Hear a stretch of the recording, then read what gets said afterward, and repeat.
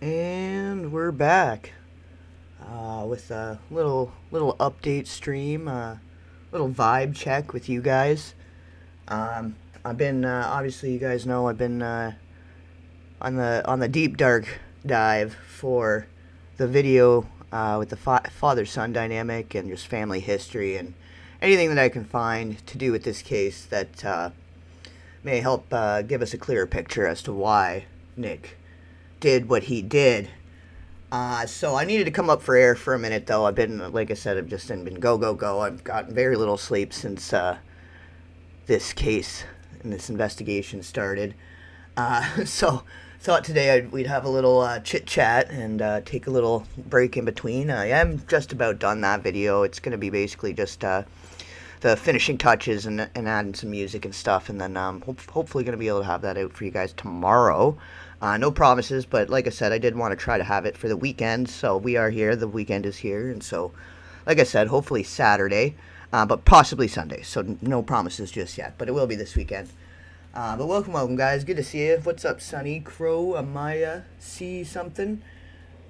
You just finished the story before this, hour long. Learned so much you didn't know about Rob. Yeah, there's a lot. There's so much going on there, beyond what the mainstream is speaking about, and like what they're highlighting and sensationalizing and using as like clues of Nick's derangement and how he's so crazy, such a crazy junkie. You know that the one clip they've been chopping up and spreading around and circulating was literally him in. It was like a comedy skit in the same style, the mockumentary style, as what Rob had done for his first entry into filmmaking, the Spinal Tap mockumentary. Like, that's pretty much what he was doing, but it was like a modern age, and he created his own character, it was supposed to be like a musician or something, as if they're following them along documentary style, right? But it was a mockumentary, and being a different time and age, and, it's modern days, it was a modernized version of what his dad was doing. So if anything, oh shit, can you guys not hear me? I think it's working. Hard to listen. Oh, okay, no. I thought, yeah. All right, no, we're good. You guys can hear. Okay. But yeah, so their way they're chopping that up and making that as like part of his signs of his derangement, I feel like is very unethical reporting to an extent, because if anything, that was like his way of trying to make his dad proud. It was his way of trying to get his approval, get his praise, and be like, it's almost like a tribute in a way. It was like hit the new age version of the kind of comedy and the come up that his dad had. Like, so if anything, that was his last, like, and that was 2016. So after, going through, it was like September 2016. So it was right around when they were just finishing off doing their press tour for the Being Charlie movie, right? So it was like he was reinvigorated and feeling confident and, motivated, inspired. And if anything, like, I'm kind of thinking maybe the dad, like, that Rob gave him the idea, like, well, why don't you try doing something like that? Like, and put it on YouTube and just see, or just something that he thought might be something to try. But either way, it was literally just him and his friends having fun and being silly for a YouTube video. And then the way that they're painting that as, like, more evidence that Nick is this crazed, psychotic, whatever, and then while completely ignoring the clips of all of Rob's friends joking about him being into kids and that that they have generational trauma and systematic abuse. So it's just interesting. It's interesting to see how it's playing out. I don't know. So I don't know. It's just like I figured, like I said, we'll drop in, and I'd found this podcast. I know this dopey guy's going around and doing some interviews, and they had it was one of his interviews that's kind of been floating around, and people are obviously dissecting whatever old media they can to get whatever clues they can about what happened here. And as much as we've been dissecting the Rob Reiner interviews, and I've been digging through and with him and his dad and all that, and honestly, the weirdest thing I'm finding, actually, before I talk more about the dopey thing, that between Rob and Carl, it's very similar as it is between Rob and Nick. The way that Nick can be really, like, enthusiastic and he's bubbly and talking when he's talking to the interview himself, and he's talking about his passions in his film, and he does have a lot of energy there. But then when the dad starts talking, you notice he kind of like deflates like a balloon, and he gets kind of fidgety and kind of spaces out, dissociates, that all of those little body language indicators and clues that he's very anxious and uncomfortable sitting I guess sitting in the shadow of his dad. There's not really any other way to put it. It's all of the same. There's a lot of the same vibe, that he really like just kind of disappears into himself as the dad's talking about stuff to do with the family and how healthy their family unit seems to be. I had found an interview actually where an interview literally had asked them, Rob and Carl sitting there, and had asked them how they keep a healthy family unit and all being a Hollywood family, because knowing what it does to families and all that, and watching the vibe completely change for Rob as Carl is putting on the performance about the family unit and how great it is and how good and what he's learned as a father. Like all the same things, all the same themes, everything that we've been, like I said, dissecting with Nick and how Nick's responding in those circumstances. It's the same with Rob. So very much a generational trauma situation. I will say that. But anyways, like I said, I found this dopey interview. Might be one that's already floating around. I'm not sure. There's a few different things that it's like people are finding stuff everywhere, and there's been a lot of dopey stuff going around. So I think this is a different one than what the main one is that people have been sharing. So hopefully, maybe not. I don't know. But like I said, we're just doing more like the vibe check and have a chit chat. And again, like I said, I had to come up for air for a minute because it's getting dark down there. I started reading into as you guys know, if you'd watched the roast of Rob Reiner, the one friend, when he's talking about the dad doing things to Rob, he gives a whole list of people that were Carl's friends, and it pretty much is like, okay, here's some people to look into. And I was reading into the Van Dyke stuff, and just there's so much going on there. So let me catch up with you guys in the chat, and then we'll get this rocketing and rolling here. It's about an hour, I think, so we'll do about an hour or so here, and then I'm gonna get back to her. But yeah, it gets dark down there, so yeah, he was really into politics. Well, and that's what that movie was about, was the Being Charlie was pretty much like basing on what Nick's experience was with the dad being not only just a Hollywood guy but a political guy, and he was very active, like going from like the late 90s into the early 2000s and beyond. I guess he kind of was always active in it after that, but when he was really getting into it, and that quote that I was sharing, that most violent offenders, or most people that have committed violent crimes, have had horrifying childhoods or had a nightmare childhood, or whatever the quote is, by Rob Reiner, that was from back in 1998. So that's when his kids were still small, and that's when he was doing the videos, for the parenting videos, and putting on this whole image of being like this wholesome Hollywood family man, whatever, as a precursor to going into politics. So like the whole time it was a performance. Everything was a performance. We're performing the act of being a good father. We're performing and making the image of, whatever, all these things for a political stance, right?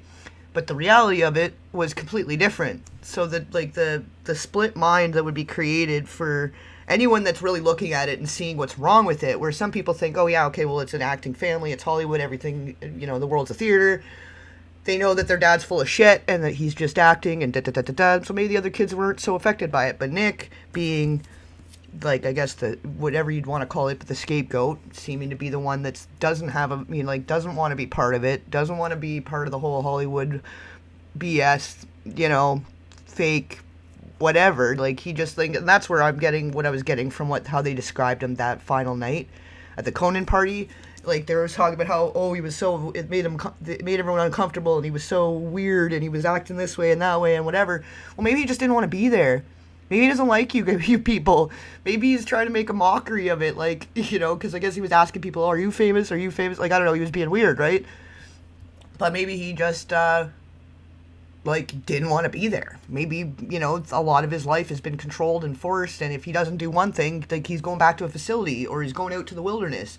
Like, he went to 18 facilities within a 2, 3, maybe 4-year span, and then more probably after. That's just what we knew of going into the Being Charlie, right? So that's how they've controlled him. They're like, his family is his handlers, and being a brand, being an image, like a franchise, basically the Reiner franchise. Like, he almost doesn't have a choice but to take part in it too. Like, if he was completely, adrift and no contact and not wanting anything to do with his family, that would be very indicative of there being some kind of issue within the family, and they can't have that, right? So he never really had a choice to fully just like break away and go be his own person. And I think all of it was a pressure cooker situation, you know? But yeah, welcome, guys. I'll give you another couple minutes just to get everybody can get in and get settled and get ready to go here, and then we'll start this clip and discuss as we go. What's up, Eddie Guerrero? Welcome. Thank you. Welcome, Donald, Kim, Truth, Soul Vigilante. I like that. Just learned of, yep. Yeah, I was reading into that last night too, and so that's where when I got up today, I'm like, oh man, I can't just go right into the darkness again. I'd started doing some editing and stuff and whatever, but I was like, you know what, I'm just gonna jump on and have a chat with the folks and see where everybody's at. And actually, I'll do a little quick update here too of where it stands. I had some notes about what the current up to the minute facts are here, because I guess they're trying to say they've been starting to release mental health stuff about him, which I think that's against his privacy. Like, I think there's some kind of laws there. Like, the way that they're going so hard on him and putting all his business out there, but then again, ignoring the very great big elephant in the room with everything on that roast and just all this different details that we're digging up, and the Van Dyke stuff. Like, I was also reading, into one of those last movies they all did together, like as a family, where the mom was in it, the dad was in it, and the brother. I don't think the sister was, but it was a family affair, and Nick wasn't involved. But I don't even know where I'm going with that. I'm still kind of tired, but it just seems like in 2007, like everything just went back to the way it had always been, and he had a shining moment between 2015, 2016, and then after that they were kind of over it again, and then just totally lambasting this kid. But like everything I'm reading, everything I'm gathering, just like, even if there wasn't a physical thing happening, there was most definitely, undoubtedly, 100% emotional interfamilial inappropriateness, with the mouth kissing between the dads, Rob and Carl, and then with Rob and Nick, all of that, and like having the heated arguments and then making up by kissing on the mouth, like all of that's very like, it's all inappropriate. It's not appropriate, especially in this day and age. Like, I guess some cultures, some families, whatever, that's normal, but I mean, maybe there's a reason we have such a like increasingly high level, rapidly increasing mental health issues, rates of people ending their lives, rates of people accidentally ending their lives, maybe there's a reason, and maybe we should start doing stuff a little different, Here, let me catch up with you guys another couple minutes here, and then we'll start this off. Hey, go, good to see ya. Oh, you got blocked. Well, a lot of people don't like the truth, too, I guess, like some people in certain spaces, it's like anything that's going to contest their vision rather than answering to it and using their knowledge that they've gathered to defend their stance, they just shut it down and whatever. I don't know. I guess it just depends, but like, I mean, fight me. I feel the way I feel, and I have factoids locked and loaded, so I won't mind if people want to argue about it a little bit. Guilty, fearful look at his face during the roast. Yeah, like some of it, the facial expressions is like, and like same idea too. Like the reactions on his face, like I was saying with the father-son interviews, like that's so very telling. The way that the body language of Nick's would shift and the body language of Rob's would shift when each of their fathers is talking about the family in general and just the mental health and wellness of it overall. Basically, like how tight-knit unit, and he's going on and gloating about things about his kids in the one interview, Carl is, and you can see Rob just like, why does he never say this, like, for real? Why is it always a performance? Why does he actually think that, or is this just another performance? Like, I just want him to be proud of me, like, and I think for so much time, Rob was so consumed, like engulfed by trying to get the approval and acceptance and validation from his father that he forgot that he maybe needed to do that for his own kid. You know, he perpetuated that trauma on by his own doing. You know. Yeah, 100% Kung Fu Panda. I agree. I stand with him. Yeah. Anyone's that can leave and not look back, because it is hard too. It's hard one way or the other. Like, it's not easy going no contact with a family, no matter how toxic it is, right? Hey, Wormwood, sub to that for years, gave up on the chat. Yeah, well, whatever. It's irrelevant. I honestly, I don't really care what other people are doing in their chat or what they're doing with their investigations. It doesn't matter to me. I'm doing my own thing, and I'm working on a documentary with all kinds of supporting evidence and articles and all kinds of stuff that supports how I'm feeling about this. And I just think that in general, I don't think it really matters who it's about or what it's about. It doesn't matter who the family is. It doesn't really matter what the dad did. It doesn't matter on the surface what this is. What matters is the example that it sets and what we can learn from it. What we should be doing as a society in this moment with this information and with this as a very big example, like a blaringly obvious example of, oh, we're doing something wrong. You know, if you got all the money, all the resources, all the everything that you can throw at mental health issues or whatever, self-medication issues in the world, you've got everything you can throw at it, it's still not helping it, maybe none of it is the answer. Maybe medicating it and locking it away and numbing it and, you know, putting it in a Tupperware container and keeping it under the stairs isn't the way to treat generational trauma. It's not the way to treat somebody's trauma. Maybe we need to start acknowledging the trauma and stop demonizing and punishing people for the outset of trauma, for the results of trauma. Maybe we could start there, you know? Anyways, so moving on here, I'm going to start this, and I will, like I said, try to keep up with you in the chat, because I do want to have a discussion with you guys. I'm coming up for air to get the vibe check with you guys, so we'll be coming back and forth here, but yeah, I think it's kind of messed up that they're putting all his business out and then ignoring all the things that are clues as to why he did it. They want to make such a big example of what he did, but nobody's talking about the why, you know? So, but yeah, actually here, well, let me give us a quick update of just the up to the minute current, and then we'll start the podcast here. So basically, as of right now, they were found, both Rob and Michelle were found in their home in Brentwood. Rob, 78, Michelle, 70. They were found on December 14th, 2025. The cause, the official cause is multiple sharp force injuries, ruled as homicides.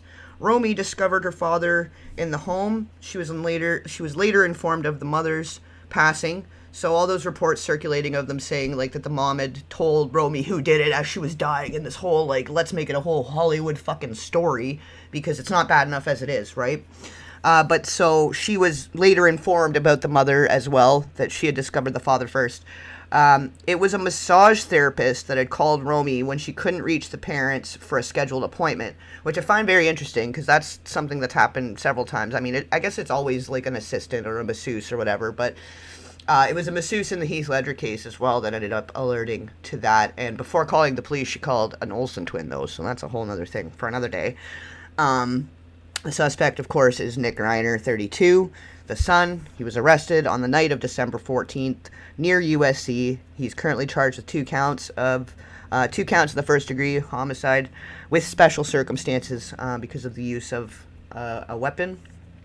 He's being held without bail, and he did not enter a plea at his first court appearance. His arraignment is scheduled for January 7th, 2026. I guess at this point they have entered a not guilty plea. And I'm guessing, like, and I guess this is the overall consensus is they're going to be going for an insanity plea. Obviously, I mean, it's an insane thing to do to your parents, but obviously something drove you there, you know, people don't just wake up and decide to take the lives of not just one, but both of their parents, right? So his arraignment scheduled for January 7th. During the first appearance, he was wearing a self-harm prevention smock and was shackled. Which, yeah, it's my belief that after what had happened, because when he entered the hotel after the crime, people didn't notice any blood or anything on him. He seemed pretty clean, like things seemed normal. But when they went in the room, there was a lot of blood everywhere. So my guess is he had attempted to take his own life as well. So obviously he's just a really hurting guy, though, it just really, all the signs are there that he was just a really hurting guy. The possible penalties are that if he is convicted, he could face life without parole, or he may be eligible for the death penalty. I guess it's just going to be up to the courts to decide. It does remain a possibility, although it's not as common now. It is a possibility. The night before, he and the parents were at the holiday party hosted by Conan O'Brien.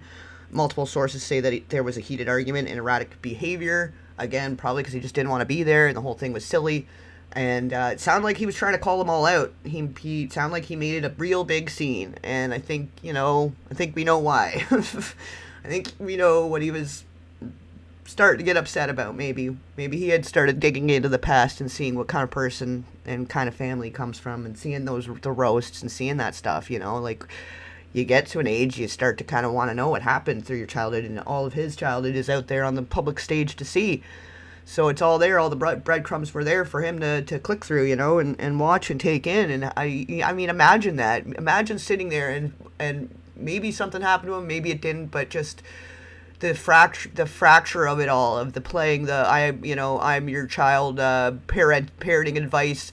The first few years of your child's life are so important, and all this shit. But then sitting on a stage and laughing about child harm and trespasses against children, and your mom in the audience laughing about generational trauma and trespasses against children. Like, it's twisted. It's really twisted. Apparently he was freaking people out. Yeah, he didn't want to be part of the whole hullabaloo of, fitting into the fakery of it all. So I could see that.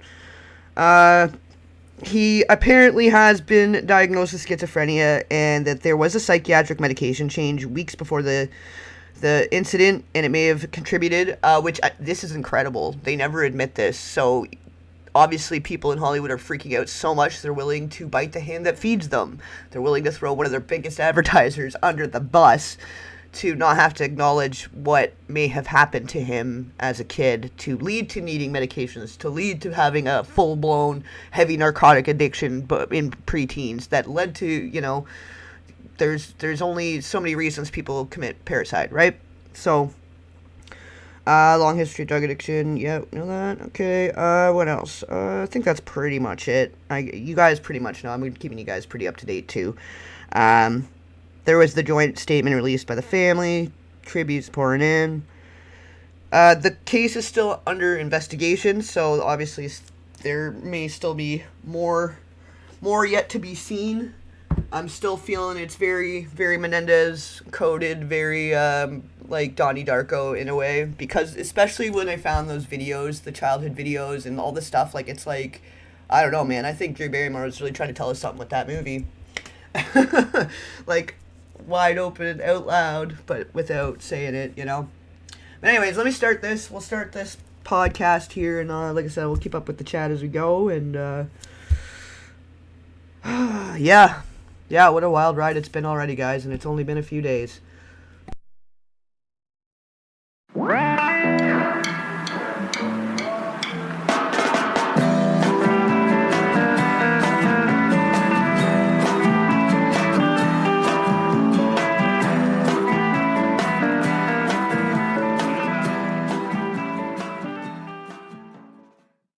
Hello, and welcome to Dopey, the podcast about drugs, addiction, and dumb shit. And I'm Dave.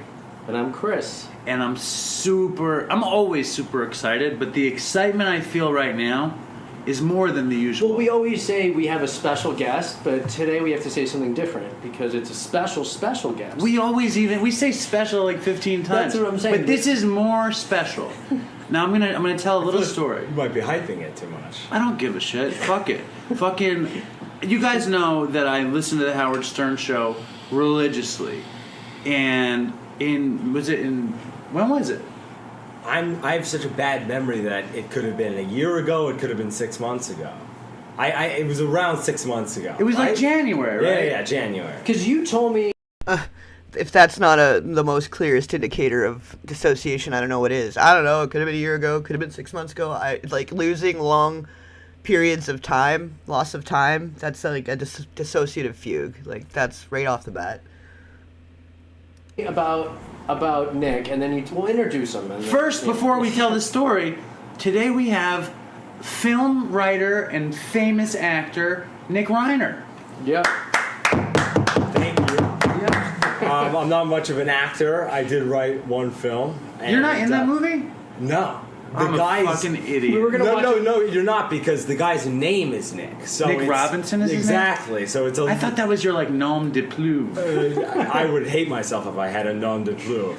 But I think what is important is that when I wrote that, the best thing that came out of that was being on the Howard Stern show, and the 15 minutes that I got to be on there was incredible. He was on the Howard Stern show for 3 minutes. You were. I was on. It was 10 minutes, and I was on the Howard Stern show. I lied my way on the Howard Stern show. What would you say?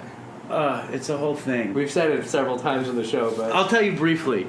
I had a show, like a music 20 show, years ago. 20 years ago, and I wanted to get on the Howard Stern show, and I knew that there were like 3 ways to get on. Like I could get naked, like and wear a sign that says Howard Stern rules, or I could like on the street. You know what I'm saying? Because he would put people on like that. I could bring my super hot girlfriend in and have her get naked, or I could come up with a fake story, like kissing his ass. That's the riskiest. So I came up with. I had a show that aired. It was before the internet. I'm very old, and it was before like YouTube. It was before all this stuff. And my show aired on college campuses on their like closed circuit TVs. And like supposedly we had like 13 million viewers. And my show was a music magazine show called Shuffle. So I invented, it was 1999, so I invented an award called the Shuffle Entertainer of the Millennium Award, and I said that Howard Stern won it, and that he was voted the Shuffle Entertainer of the Millennium from 10 million college So students. he thought he was accepting some bullshit award. He thought he was accepting. But right off the bat too, like yeah, you can notice he's like so much more lively and confident and charismatic, you know, less introverted, more extroverted when it's him and just another interviewer, or when he is talking directly to the interviewer. But then when he would be in an interview with his dad, and the dad's like kind of like, I don't know, like it's hard to explain exactly. Like you'd have to really watch, and I line it up in the video I've been working on, so you'll see it a little better. But it like.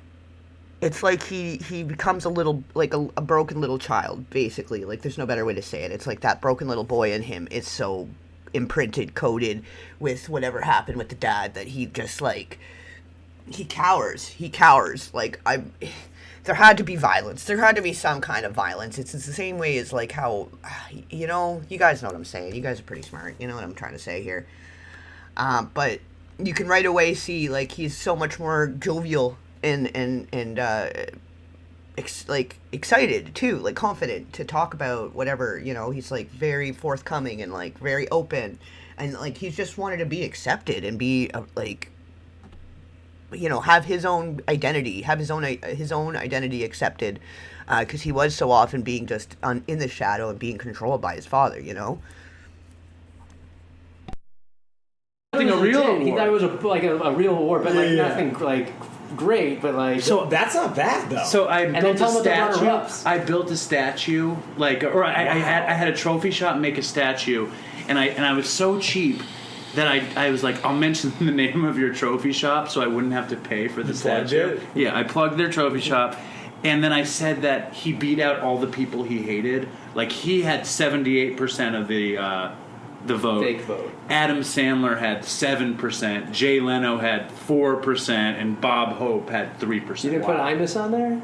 No, because Imus on there. fuck Imus. But and then me and my girlfriend did all sorts of heroin and coke and smoked weed all night because we were the first guests. It was when he was still on K-Rock at 6 in the morning. It was September 22nd, 1999, and we were like junkies, but we did a ton of coke so we wouldn't miss it. So like we went in there super high, Coked out.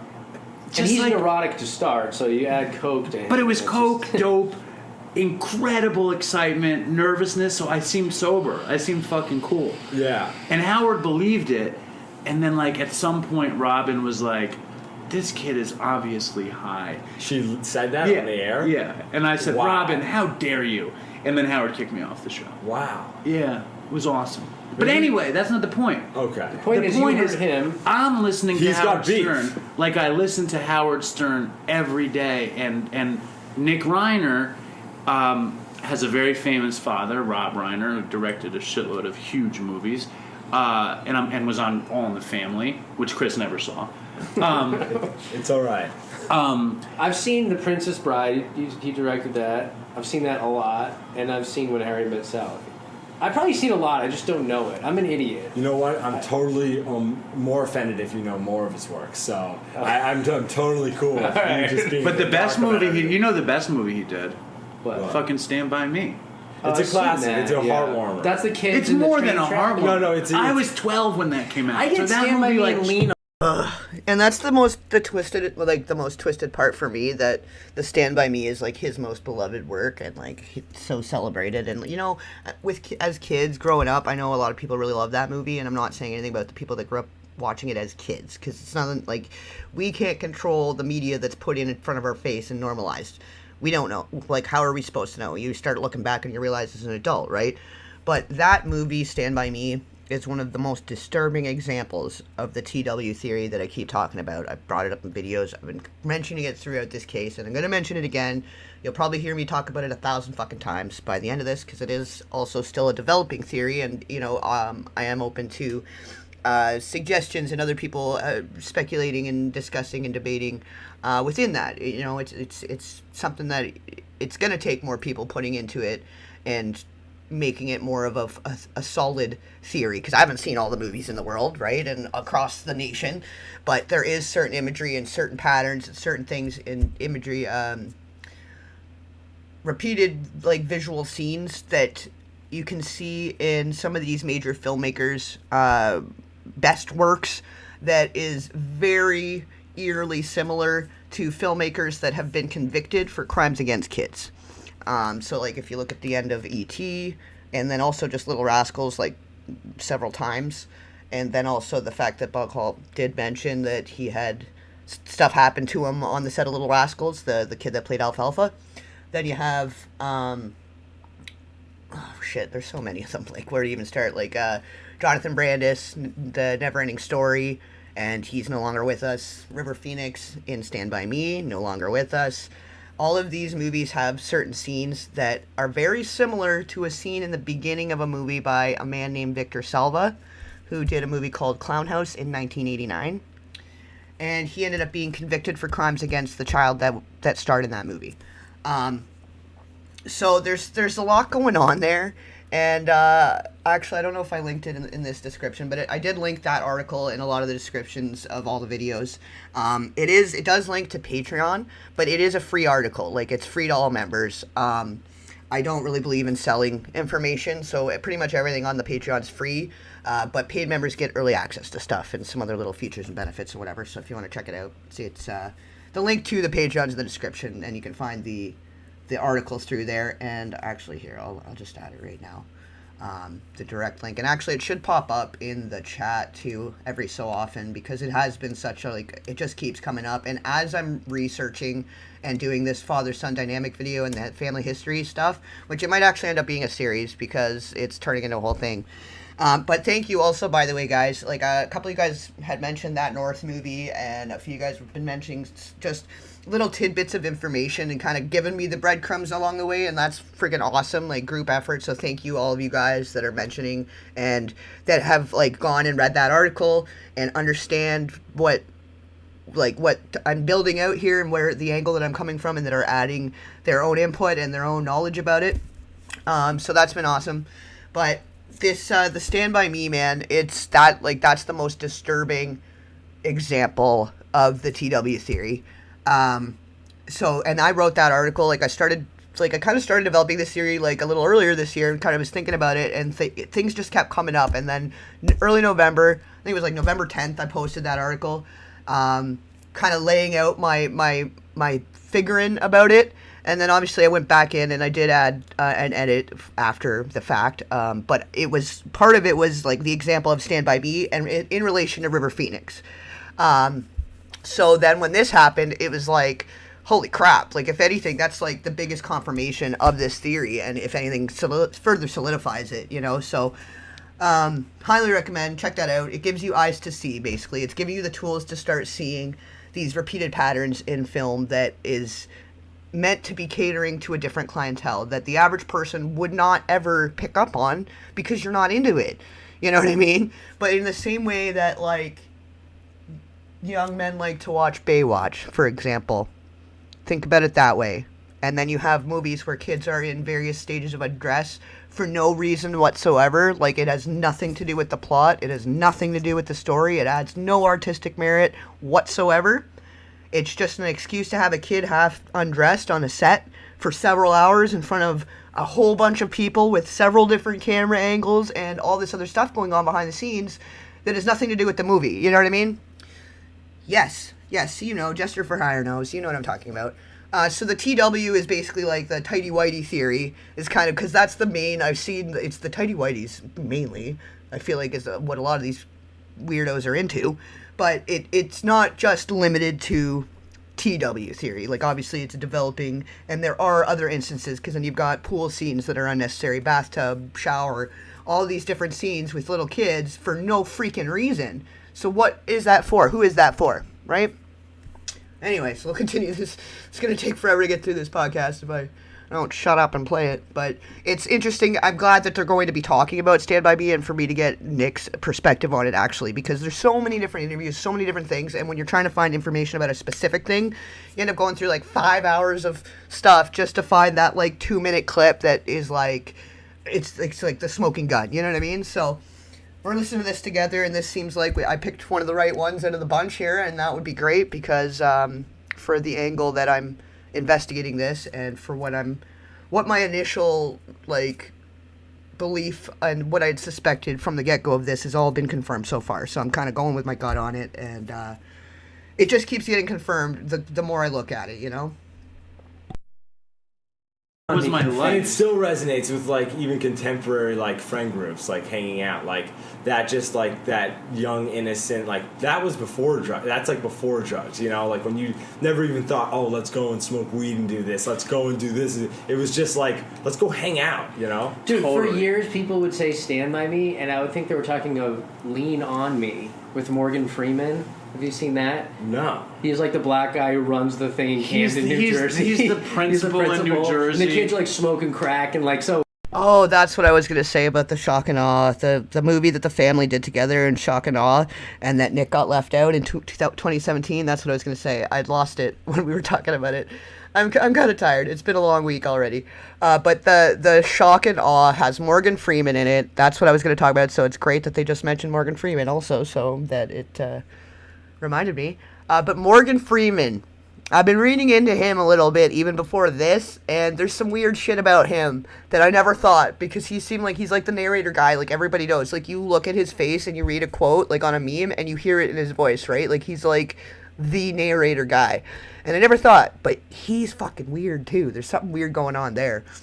Like, my entire childhood, left and right, is getting ruined, and I'm really worried that David Lynch is about to get ruined too, because like I said, I was starting to read into the Van Dyke stuff, and oh man, like, it just sucks. It sucks, because everything you think was so great growing up as a kid is maybe not. And, you know, Stand By Me did represent a lot of good things about childhood that doesn't exist anymore. Like, yeah, just hanging out with your friends outside, playing outside, going on little adventures. All of that are such good, wholesome things. So for it to be coded and tainted by something so twisted and perverted, it just sucks. It just sucks. It would be very confusing when people would talk about Stand By Me and I'd have the wrong thing in my head. See, when we have guests, I don't bash you, but Chris is a fucking idiot to confuse Lean On Me and Stand By Me. Well, they sound similar, right? The only similarity is the sound of the title, but And also, there's also a famous song called Lean On Me and a famous song called Stand By Me. But anyway, so I'm listening to Rob Reiner, and he's getting up to his project now. And his project now is a movie that his son, Nick, our guest, wrote about his horrible drug addiction. And I'm like, Horrendous. holy shit. I'm like, Chris, we got to get him on Dopey. And Chris is like, who's Rob Reiner?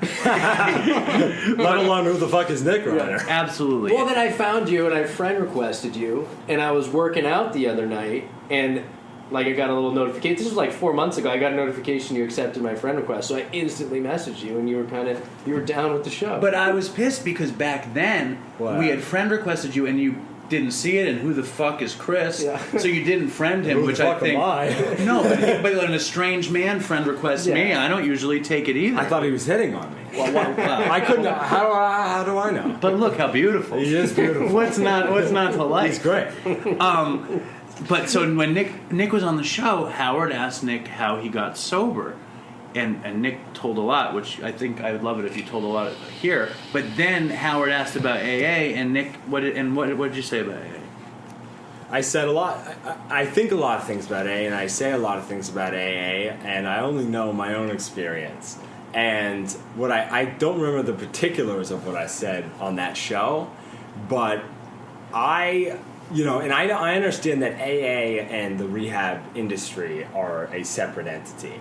Not always. But exactly. But what I do know is that 99% of the places say they're 12-step based, and they rip the entire program, which is intended to be a free service, and they make money off of a program that if you relapse, they make even more money. Totally. Yeah.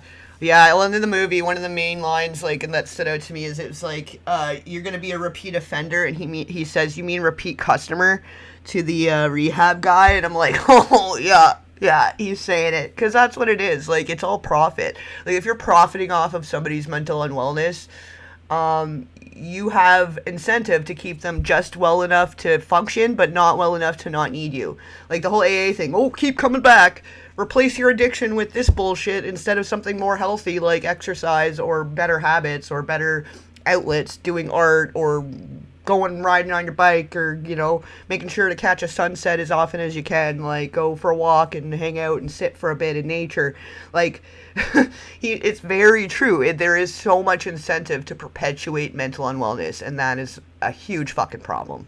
Huge problem. And then you got the shuffle. Like, people like Nick, and like same like with Bam Margera, we've talked about this, that he says the Florida Shuffle, where he kept just getting tossed around all these different facilities and just cycled through. And it's the same thing, because when you have the money for it, you got really good insurance, you got the means and the money, and then there are people that have incentive to keep you in a state and keep you under control and keep you in this shuffle around facilities, whether it's mental health or addiction facilities. That there's too much incentive to that when it comes to people that are either a public figure or whatever, like an artist or an entertainer, performer, athlete, whatever it is. If people are benefiting and profiting off of a person, they have incentive to perpetuate whatever issues they may have that allow them to continue to benefit from them and control them. Like, it's just what it is, right? And my first rehab was Sierra Tucson. I went there. It's like $50,000 a month, and then like they tell you to do the steps. And I'm like, where's the cure? Like, where's the fix? Like the medicine? Like, paying all this. How are you money. gonna fix me? Yeah. and I tried. I'm closed-minded. I don't know. You're a young drug addict. Come on. And look, I can get to the first. I can admit that I'm powerless. I have a drug addiction. But when and I'm just going to be really can't when it gets to the sort of the it's up to you to interpret, but the God situation, it's just physically hard for me to get there and have that be so much of a foundation for something that was so hard for me to get a hold of in the first place. But didn't they give you, like, I'm not such a God... I mean, Chris is a devout God guy. Yeah. I'm not the biggest God guy, and my favorite thing... My sponsor is an atheist, and what he always says is gift of desperation, G-O-D. So your gift of desperation... Or group of drunks, or... But gift of... Honestly, that's so concerning, because I think in some ways it could be used for good, because I would rather see AI people, like kids, animals, like people that can't consent to that as a job. Like, you're a kid, you don't actually know what you're agreeing to. You're like, yeah, I want that. Like, I want all the wonderful things that come with fame and money and all that, but then they don't realize what that means, what they're giving up to have that, right? So to be able to replace kids and animals in film, all for it. All for it. I've always been about, like, why do we have zoos, and why are these, like, why are the animals not better taken care of? Like, why are we, like, ever since I was a kid, going to circuses as a kid even, I thought it was weird when they were hurting the elephants and stuff, and eventually, like, we changed that. We did that for a reason. We stopped using real live animals in a lot of movies for a reason. It started being CGI a long time ago for a reason. Like, one of my favorite movies as a kid was Milo and Otis.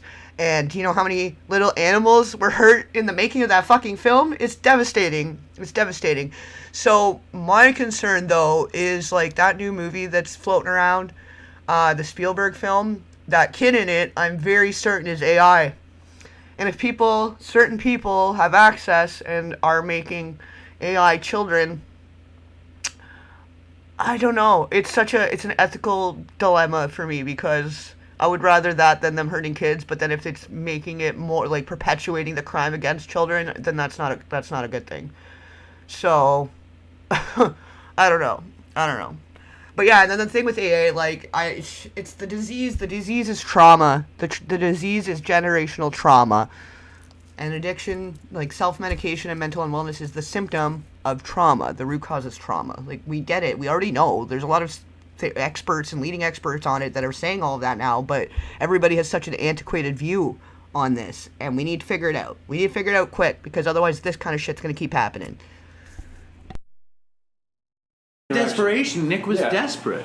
You know what I'm saying? Like, and that's something that I feel like you can hold on to. But I can resonate with what he's saying. If you have big walls around that concept, and you go to an AA meeting or an NA meeting, the speak in there is extremely Judeo-Christian. Big time. And it sounds like kind of like Bible thumpers, Torah thumpers, or whatever. That's what you get. Torah that's what you hear. thumpers. There's no such thing. And even if it's not, you tune out the good stuff because you're getting you hear something. And you're crazed freaked out. You're freaked out. You're freaked out. And, I hear that. And but listen, that's not the.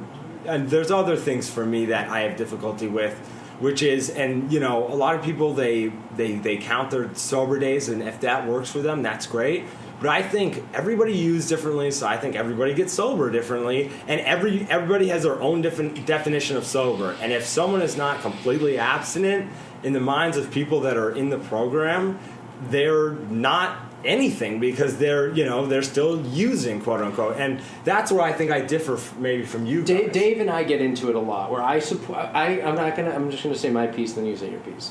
I support harm reduction, which in the rooms is like a huge deal. You can't support it, And I'm like, if you're trading a lethal substance for a non-lethal substance, and the consequences are less, and your quality of life is improved, like, good for you. Like, that's a good thing. Yeah, okay. We don't want you on the street drugs. You need to be on our drugs. It's really it, though. It's just replacing one with the other. So, I mean, maybe, but there's still just as much risk factor, because now they're saying it's the drugs. They don't want us to acknowledge the trauma, the abuse. They're trying to say, oh, he just got put on new medications. So it's less risk. You could overdose, but instead, here, take these drugs that might make you slaughter your family. Which we've known they do that since, like, the 90s, that a lot of these medications have very bad side effects that give people ideation of violence against themselves or others, and all they do is, like, change a few little things, they rebrand it and throw it back out into the fucking world, and then we wonder why, and then, like, silence people that try to talk about that. Like, there's been people that have tried to talk about the correlation between that and crimes in schools, mass crimes in schools. You guys know what I'm saying. I can't really say it, but you know what I'm saying, right? Yes, Kung Fu Panda knows. The SSRIs, like, it's all coming out now, and that how, even just to begin with, none of them are actually doing what they're supposed to do. That a lot of those research and studies were falsified to just continue getting the grants and the money and then get the shit to the market to make the friggin' money, right? It's, like, farmers need farm animals to stay in business. Let's be so for real. Yes, silence is the violence. Yes, Crow Oath knows. You guys know. You guys fucking know. Whereas in AA, you can't share. You know what I mean? There's a bunch of stuff. You're demonized. You're demonized. And my only opinion is, like, I think of it all just for myself. And I'm 42 years old, and I have a year sober. Just so you know what I mean. I've been fucking in and out on drugs, constantly for my entire adult life, and and I was on methadone for 6 years, and I was on Suboxone, and I was on benzos, and I was, a stoner, and I have my credential. Yeah. But like fucking for me, anytime I took anything, I would wind up on heroin eventually. Okay, I felt that way for years and years and years and years. And when I started not thinking that way and started thinking, look, every time I go out, like, when they say when someone goes out, they go on a huge drug bender and they do as much as they were planning on doing, as much as they did before. If someone was not so scared to relapse and just smokes a joint or something like that, I know a lot of friends that would still be alive. Yeah. And I honestly believe that all or nothing kind of like, mentality. If you go back out, and I have that drug addict mindset where it's like, if I'm going to go out, I'm not going to smoke, I'm going to do it up. Yeah. I'm going to go crazy. Yeah. So do you ever just smoke a joint? Yeah. You can do that? I do that. And you know what? And I've done heroin, and I've done meth, and I've done everything under the sun, and I'm not afraid, because if there's someone listening to this podcast that can get something out of, if they think they're not, particularly on the right path, but it's not, I don't know, I'm starting to get into some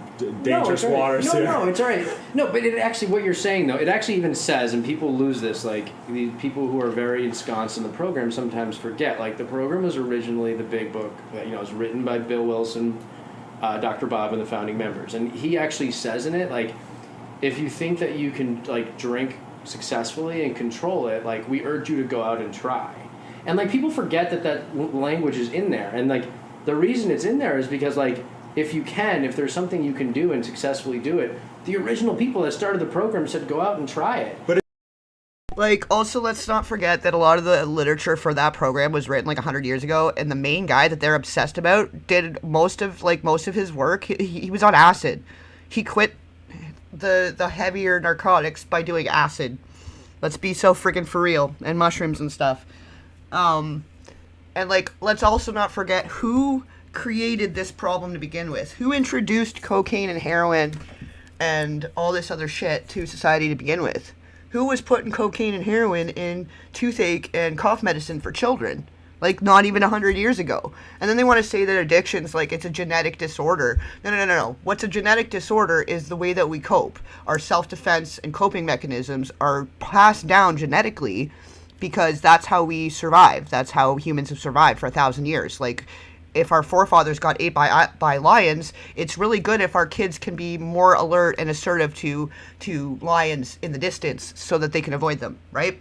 And your brains, you evolve and mutate in your mind in such a way to survive, right? So if all of our forefathers were just doing heroin and cocaine and then drinking all day, because at the time it was healthier to drink the alcohol because water was unsafe. They didn't have, as they could purify and distill alcohol, but hadn't figured out how to distill and purify water yet, for whatever reason. So all this stuff, like every issue you have, take a laudanum.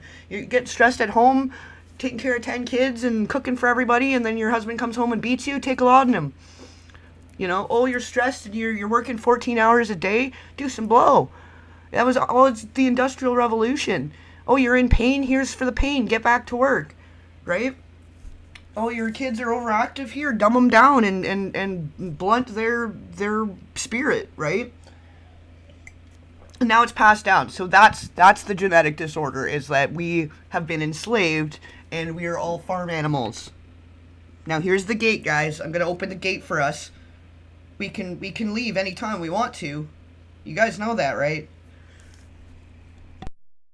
And then if you can't, then like maybe. But it's you need in there else. as like a go out and try. No, and when you fail, because if you don't, it is that. But is it's it also not? No, it is written for that purpose. But it's not saying we know you're going to fail. It's saying no. if you don't fail, then we're not going to see you again. Then we don't need you. Yeah, no. If what it says to me when I hear that line is, look, you can go out and try it, running your own show, but you're going to end up calling back here. Is that not what they say in the rooms? You will end up. So that's what I'm trying to differentiate. Is it's what they say in the rooms. There's members. It's sort of like a Catholic priest speaking the Bible. There's great priests and there's bad priests, or like any like organized religion. There's people in the rooms, and And they're idiots just like us. They're just fucking smart. No, but a lot of people that are vulnerable that are in there, they look up to these people that it's somehow a huge badge of honor that they've been sober for this long period of time,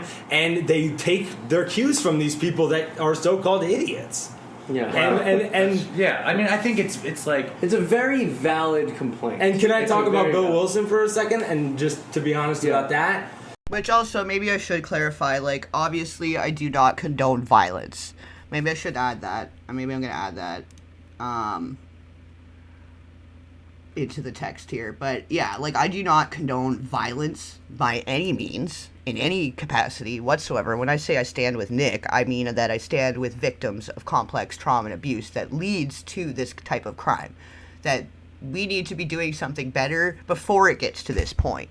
Like, this is a failure on society's part. This isn't Nick made a mistake. This isn't, society failed him. They had 30 some odd years to help this poor guy and didn't, I know his history a little bit, and I know that by the end of his life, he was trying to think of alternative ways other than AA to try to, I don't know what. I know that he tripped acid. Yeah, he actually was he was going to put in a certain piece of literature to encourage some members in AA to try LSD, people who had huge resistance to spiritual concepts, and so he thought there was a small sector of people in AA that should try, or close and around AA that should try LSD because he thought it would help them with the program.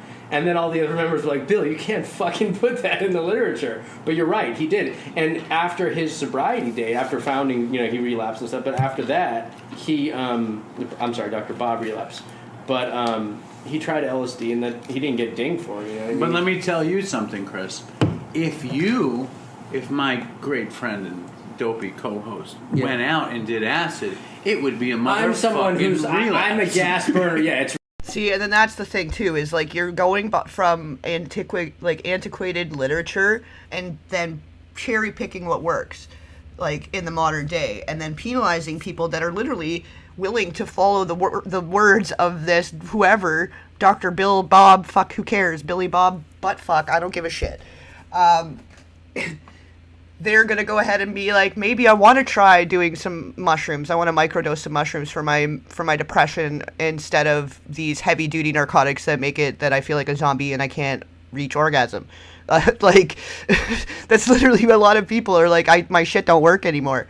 And then they stop the medication and it never comes back, which is really fucked up because that's the one most pure, free pleasure that humans have access to. So, I wonder who would benefit from cutting you off completely, not only from your spirit, but your only pleasure center that you have that costs nothing, takes nothing, right? So this is the problem too, is it's cherry picking within an abusive, toxic, narcissistic family cult system. And the whole thing is built to conceal the abuse and to silence the victims. And then, let's pat the abusers on the back. Everybody gets a chip. You get awarded for managing your trauma like a fucking responsible human being that takes accountability. Here's a pat on the back, buddy. You're not struggling with addiction. You're dealing with your trauma. Well, you just must not be an addict. You must not be an addict if you're able to handle your trauma without using anything, right? The addiction part is the symptom of an underlying issue. There is a root cause, and we need to stop victimizing or punishing the victims, demonizing the victims, and forgiving and giving pats on the back to the abusers for showing up and not drinking. I don't see drugs and alcohol as an excuse for victimizing another person. There's plenty of people that do extracurriculars and don't harm other people or touch little kids. I do not see alcohol or drugs as an excuse for that. I see that as lowering your inhibitions, and you're doing what you were going to do, what was in your brain. You were already a sexual deviant. You were already a raging asshole. You were already a whatever. It's not the drugs and the alcohol's fault. You're just a piece of shit.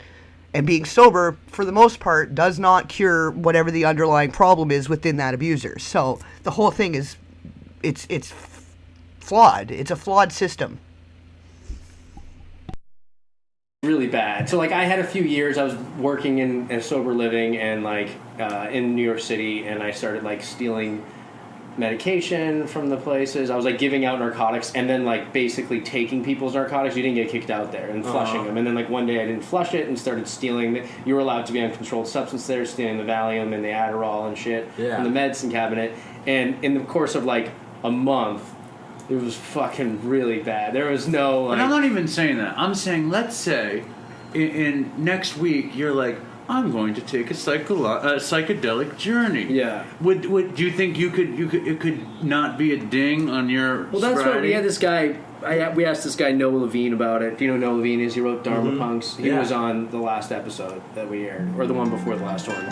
And so I asked him. I got into my sober link. I just do a sober link. Are you just your sober link now? Do you know what that is? No, Yes. I don't know that. You're No, about. I have a real question though, and this goes back to what we were just talking about. Like you were just asking him, if you are under the impression that, because I was under the impression forever that if I went out and I had a taste of something, that I'd be in Mexico in 2 days, and I'm Oh, kind I'd of be like that. in a motel. Chris is like that. Okay, and I believe that you're like that, Yeah. and I believe for years. No, I'm not very old, but just for 3 or 4 years, I believed I was very much like that. But when I started to believe not like that, then I started to not like crave this much. So you're saying the reality that I create. Well, and that's it too, like telling people like it's forbidden, you can't do anything ever again because you're an addict and your whole life is going to go to shit.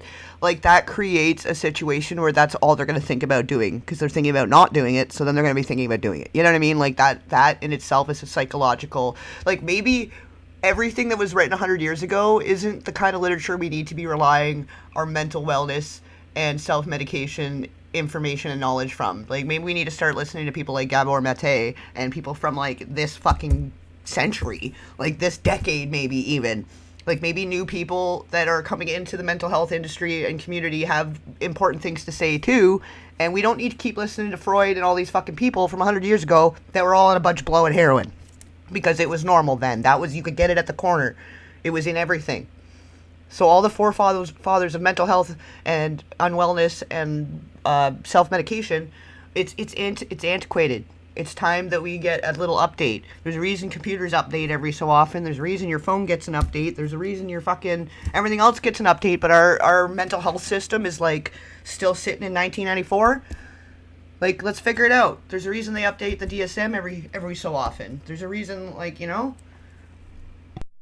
Hold on, Since I believe that. I want you to explain what you just did to Nick. Oh, I was a little bit distracted. He's blowing into a breath or a breathalyzer. Yeah, I have to blow in this twice a day to make sure I'm not drunk. I've been doing this for 3 years.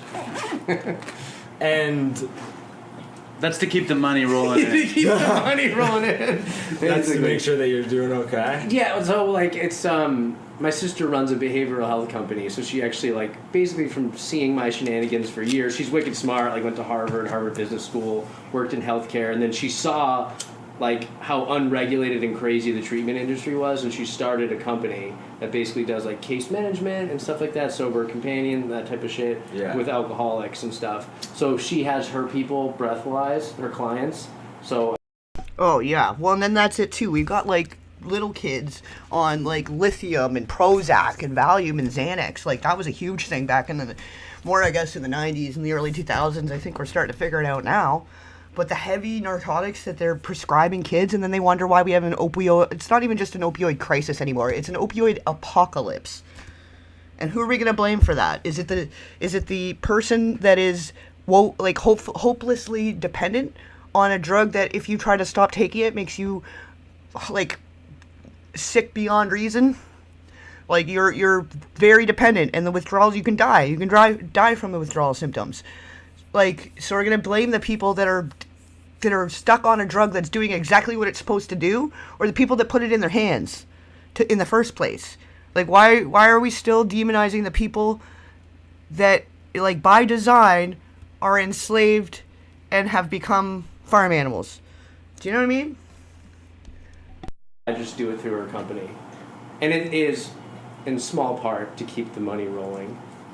Yeah, it's so It's you to could put be. my parents' mind at ease too. It makes them feel okay. I guess that you guys probably disagree with most things that I'm saying, but I would just think for all types of people that listen in or could possibly listening in to hear a different side of the story. Because when we were walking up in the elevator, you said to me that for a long time it was hard for you to get engaged because there was no one that you could really connect to, or no one that spoke on your level, like they were doing this holier than thou sort of thing if they, you know, had years and years and years of sobriety on you, and you couldn't hear what they were saying, rather than someone who's closer to the issue, or who's 30. Why is someone who's 20 years sober have a better perspective on everything than someone who's 30 days sober?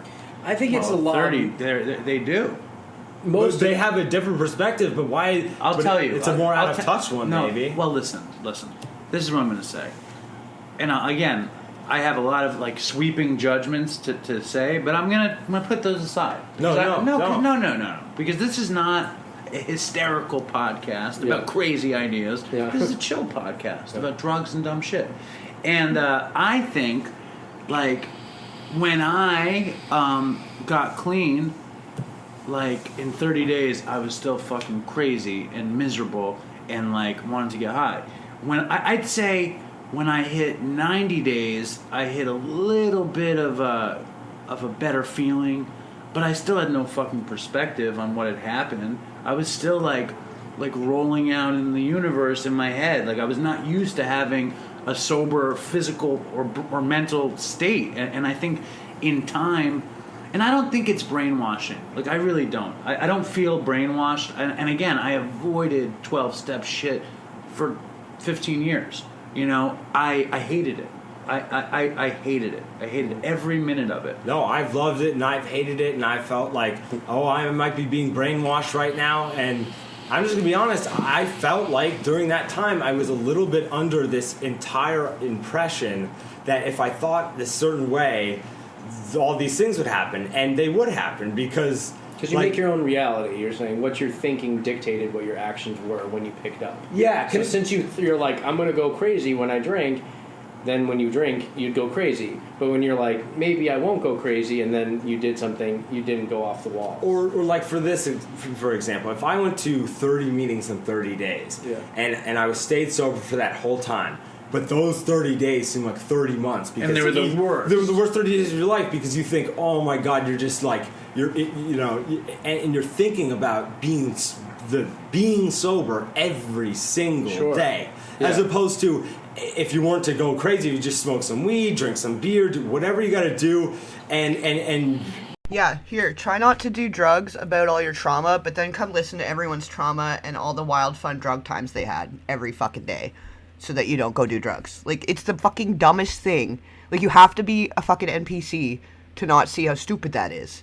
You know, like, at this point, it's becoming very clear that the mass majority of people are fucking just NPCs. Literally, you know? Who knows? You might get some more work done during that period or something else that you want to get done. But, I just rather not spend my life, like, just constantly, like, ticking away at the days that I've stayed clean, because I don't really feel like just staying clean is an accomplishment in life, because a lot of just clean people, they don't do great things. And they're miserable and stuff. Yeah. I mean, you want to know how I got sober? And, like, I didn't get sober, like, right away. I was in this hospital called McLean's in Boston, and I met this psychiatrist. And this was, like, the first time that I started to really do something and take action in my life. And I was doing, like, the biopsychosocial, where they ask you what rehabs you've been to and all that shit, and he was, like, tuned out. He didn't even give a fuck, you know what I mean? And then, like, he's, like, looking at my thing. I had actually already done it, and he was looking it over, the psychiatrist, and, like, I had checked off, like, I do a lot of hallucinogenics, and I was IV coke user, IV heroin addict, plastic bottle vodka in the morning, but I also, like, tripped a lot. Mm-hmm. And I tripped because, like, I liked kind of this window into this other world. The fucking man. So, anyways, he sees that I checked that off, and he's like, I noticed you checked off hallucinogenics, and he's like, what do you do? And I was like, well, recently, this is like 9 years ago or 8 years ago. I was like, well, recently I've been doing a lot of these things called research chemicals. I'm like, you probably don't know what they are. And this doctor fucking knew more than I knew. And like, I'd never met a doctor that knew about them, and let alone he knew every single one. He's like 2CI, Did he get all down and dirty with you? Oh, he got like so excited. And it was like we were exchanging information. And what he does is like you're like my soulmate. He's like an ASAM certified addiction psychiatrist who like works in the treatment field as like his part-time gig. His real thing is he develops hallucinogenic drugs to treat cluster migraines. He's one of the few guys that can still give MDMA for therapy during like end of the life therapy. Crazy. So he was like really into it, and he thinks. And I also asked him like, can I success? Wait, what kind of therapy can he give it for? End of life. So like when someone's dying and stuff like that. There was like certain situations he's allowed to give MDMA before a session. Honestly, like, I keep seeing people saying that, like, oh, you just don't understand the culture. In some cultures, it's normal, and in some Mediterranean, and some cultures, it's just normal to open mouth kiss your kid. Like, I'm sorry. Maybe it's time we put all of the antiquated traditions back in the box and leave them there, because, like, I don't see how open mouth kissing your kid is necessary or required to show that you love and care. Yeah, I can think of probably 1,000 better ways to do that. I think that is a covert emotional, that's psychological violence. Like, that's emotional violence. Stuff like that. And, like, even when kids, like, I don't think that anybody should ever be forced to hug or kiss anyone they don't want to. I hate that parents will be like, go hug your grandma, go give your grandma a kiss, go give your grandpa a kiss, or whoever the fuck.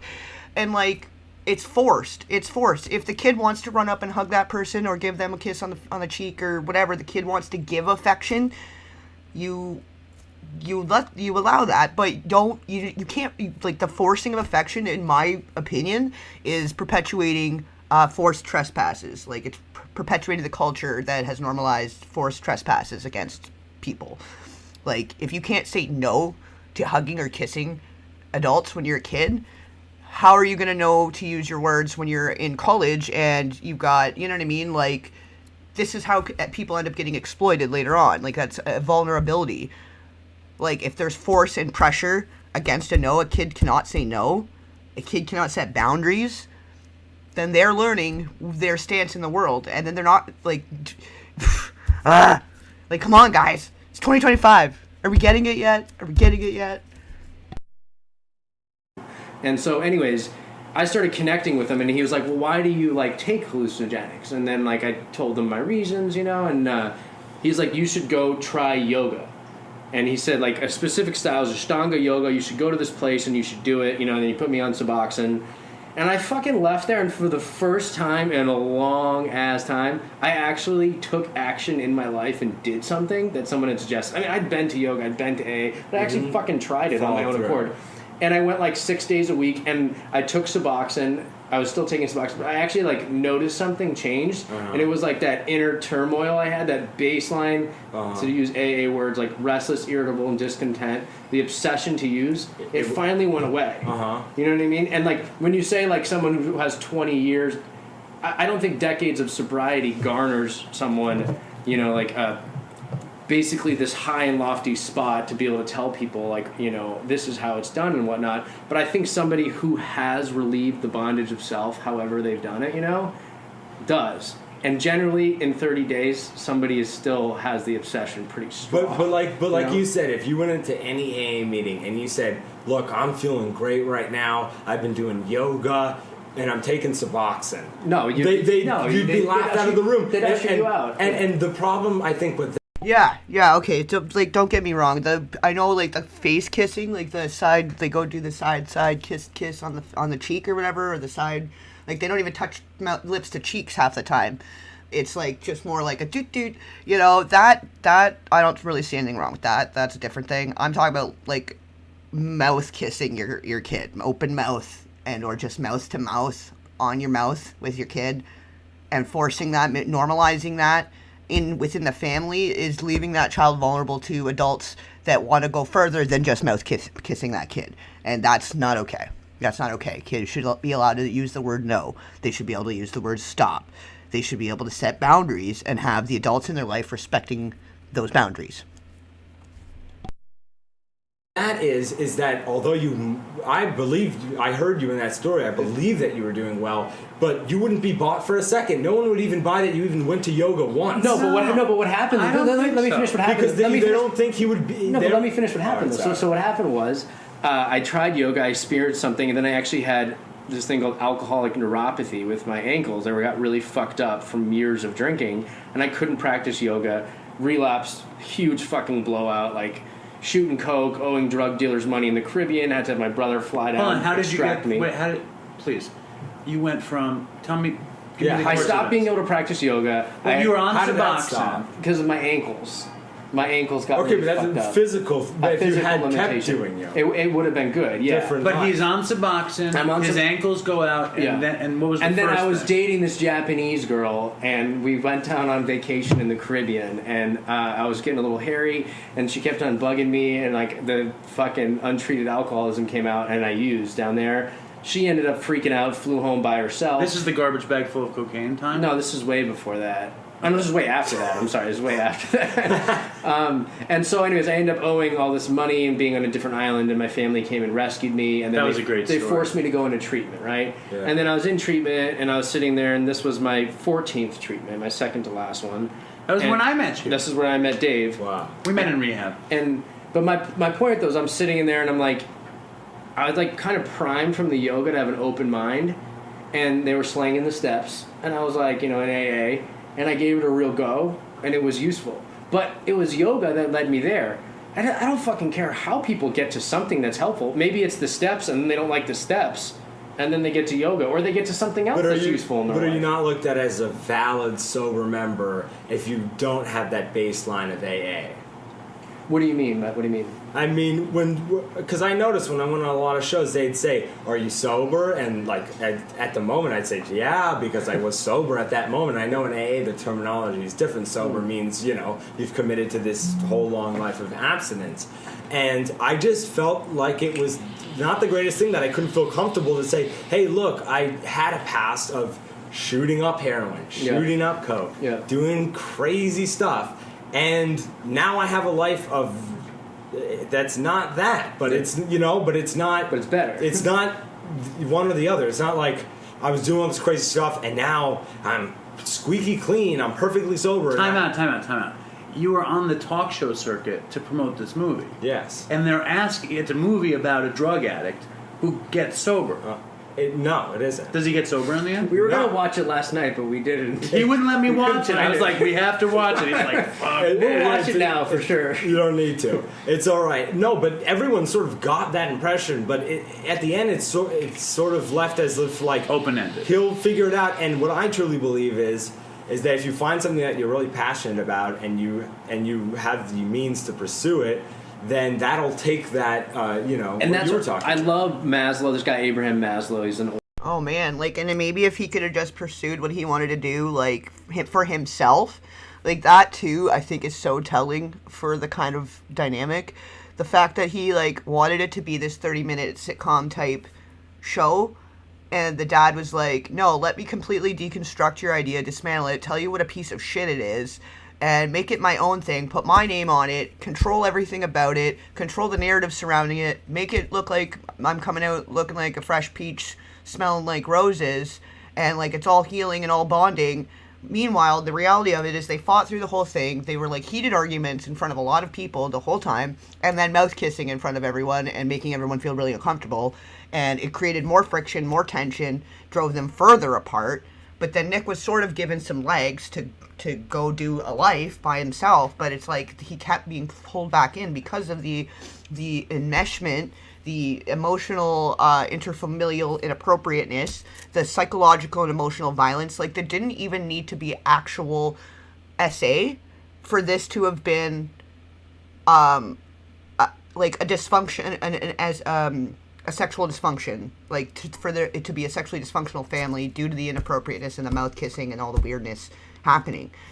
Whether or not, we don't even need to prove whether there was or not. There is enough right in front of our face to be yeah, duh, complex trauma, that is fucked, and then he was in this pressure cooker of isolation and not ever being able to figure out his own self-identity and his own passions, pursue his own thing. And when he was finding them, he was told it was shit and it wasn't good enough.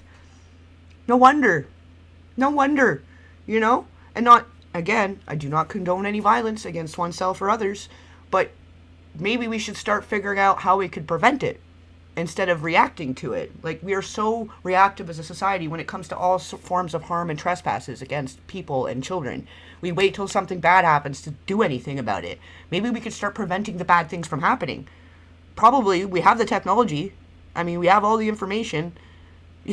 Like, as a modern civilized society, I don't know why we can't figure out these big problems. Like, it doesn't seem like it's that complicated, But maybe because the system is built to perpetuate things that are able to be profited from.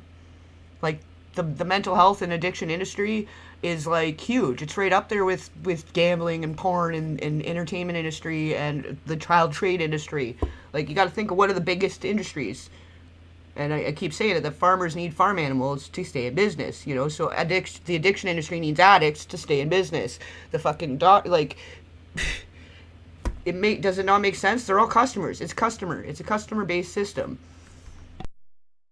Old school psychologist, and he talks about the hierarchy of needs, and the top hierarchy of need is self-actualization, and people find that through fulfillment, right?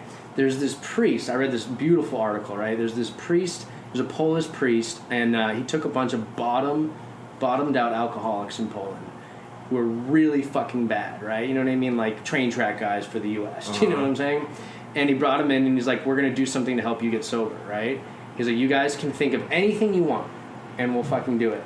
And they decided, there's just a bunch of winos, that they wanted to build a boat and sail it around the world. And he fucking went, somehow raised money, bought like this frame, this steel frame, and they've been working on it now for like 4 years. He died after 2 years. They've been working on it for like 4 years, and not one of them has relapsed. And his argument was that it's what you're talking about. It's that fulfillment, that purpose, and the ability to pursue it actually kept them all sober. It's so so fascinating that you bring that up, because have you heard of a thing called Rat Park? Yeah. Okay, so I know a lot. So I speak. Have you talked about this?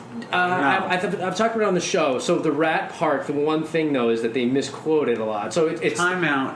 What's Rat Park? I was going to give a brief rundown. Rat Park is an experiment that they did where they took 10 rats and they put it in a cage you did talk about this one time. With nothing in the cage. And one water was filled with just water, and the other water bottle was filled with water and cocaine. And just heroin, I think, right? Wasn't it opiates? Some drug. Some opiates, yeah. And 9 out of the 10 rats or mice, they died of an overdose. It was like hell. It was like rat hell. Rat hell. Yeah. And then they had another cage filled with wheels and mountains and whatever. They call it the Rats Carlton. Whatever rats do, they were having sex. They were doing the whole thing, and sometimes they'd go, but no, they would just drink. Okay, we know he was doing drugs, and we know he killed his parents, but why?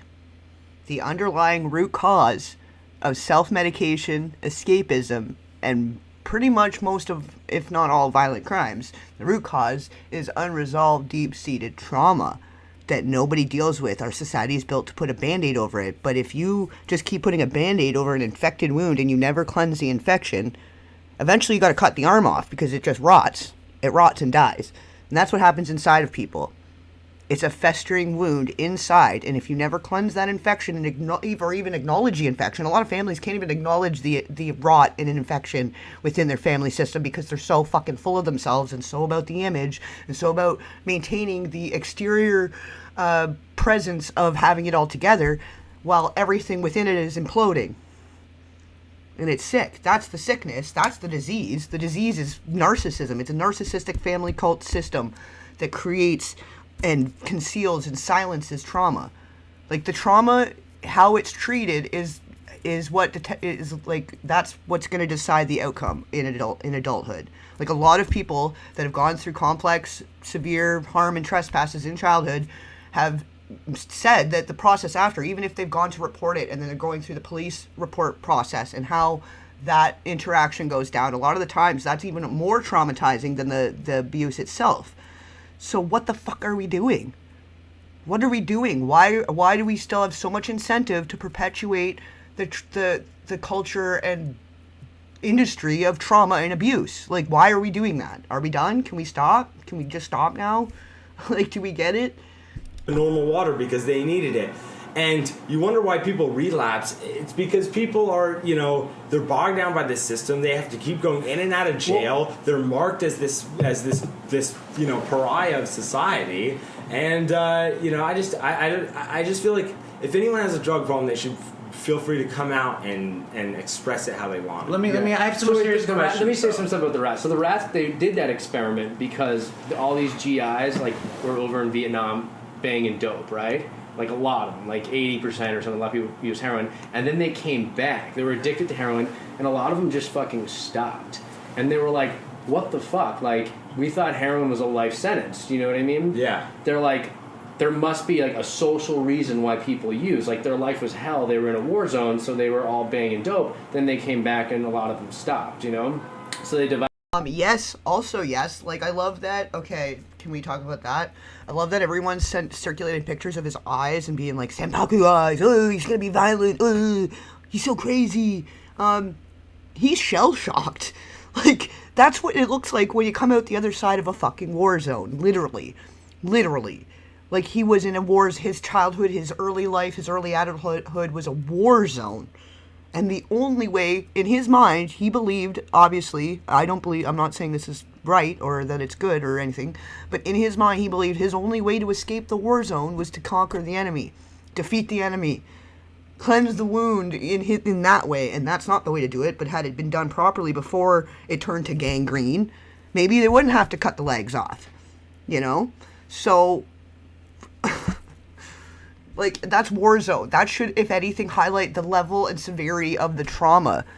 The severity of his addiction in early teens should be an indicator of how severe the trauma was. Him killing not just one, but both parents is a strong indicator of the severity of the trauma. His indicators of dissociating in the interviews. People don't get they don't get a dissociative disorder just because, it's all trauma. It's severe, complex trauma. CPTSD, man. Like, are we learning? Can we learn? Can we start learning from this shit of society so people don't have to keep going through more trauma? Because how much trauma do you think this is now for the other kids? That trauma that was so focused on the one person in the family, the scapegoat of the family, it explodes, and now people are missing arms and legs all over the fucking battlefield. It doesn't have to happen that way. We don't need kamikaze missions and fucking, If we had actually figured it out and we're treating this the right way from the fucking get-go, maybe he'd be off living a fulfilling life and doing his own thing.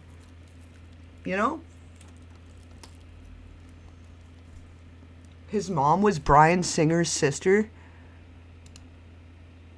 No fucking way. No way. Hold on. X-Men Bryan, no. Because then the way that connects to my TW theory, right from it's like I predicted. Like, is this fucking the movie Dr. Sleep now? And I'm just so fucking ahead of things? Because I posted that article back in November, did I not?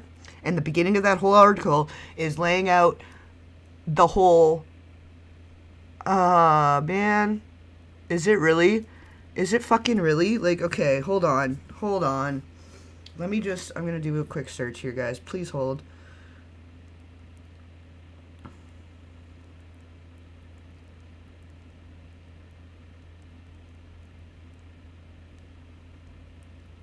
Because they don't mention that anywhere. Like, they're like, oh, she was a photographer.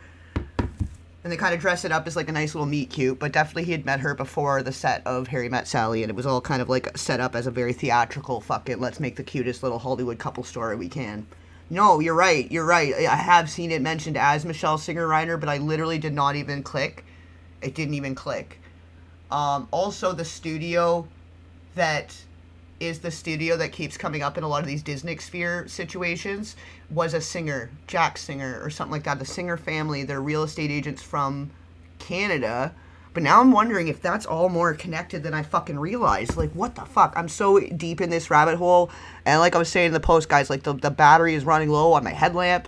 I'm like, we're like 4 days into this investigation and we're Sometimes the light of the tunnel is right in front of your face and you're not even seeing it. Okay, hold on. Photographer, documentary work behind the scenes, took last name after marriage. Singer is not the birth name combo. Brian Singer, born Brian. The shared last name Singer. It doesn't seem like there is.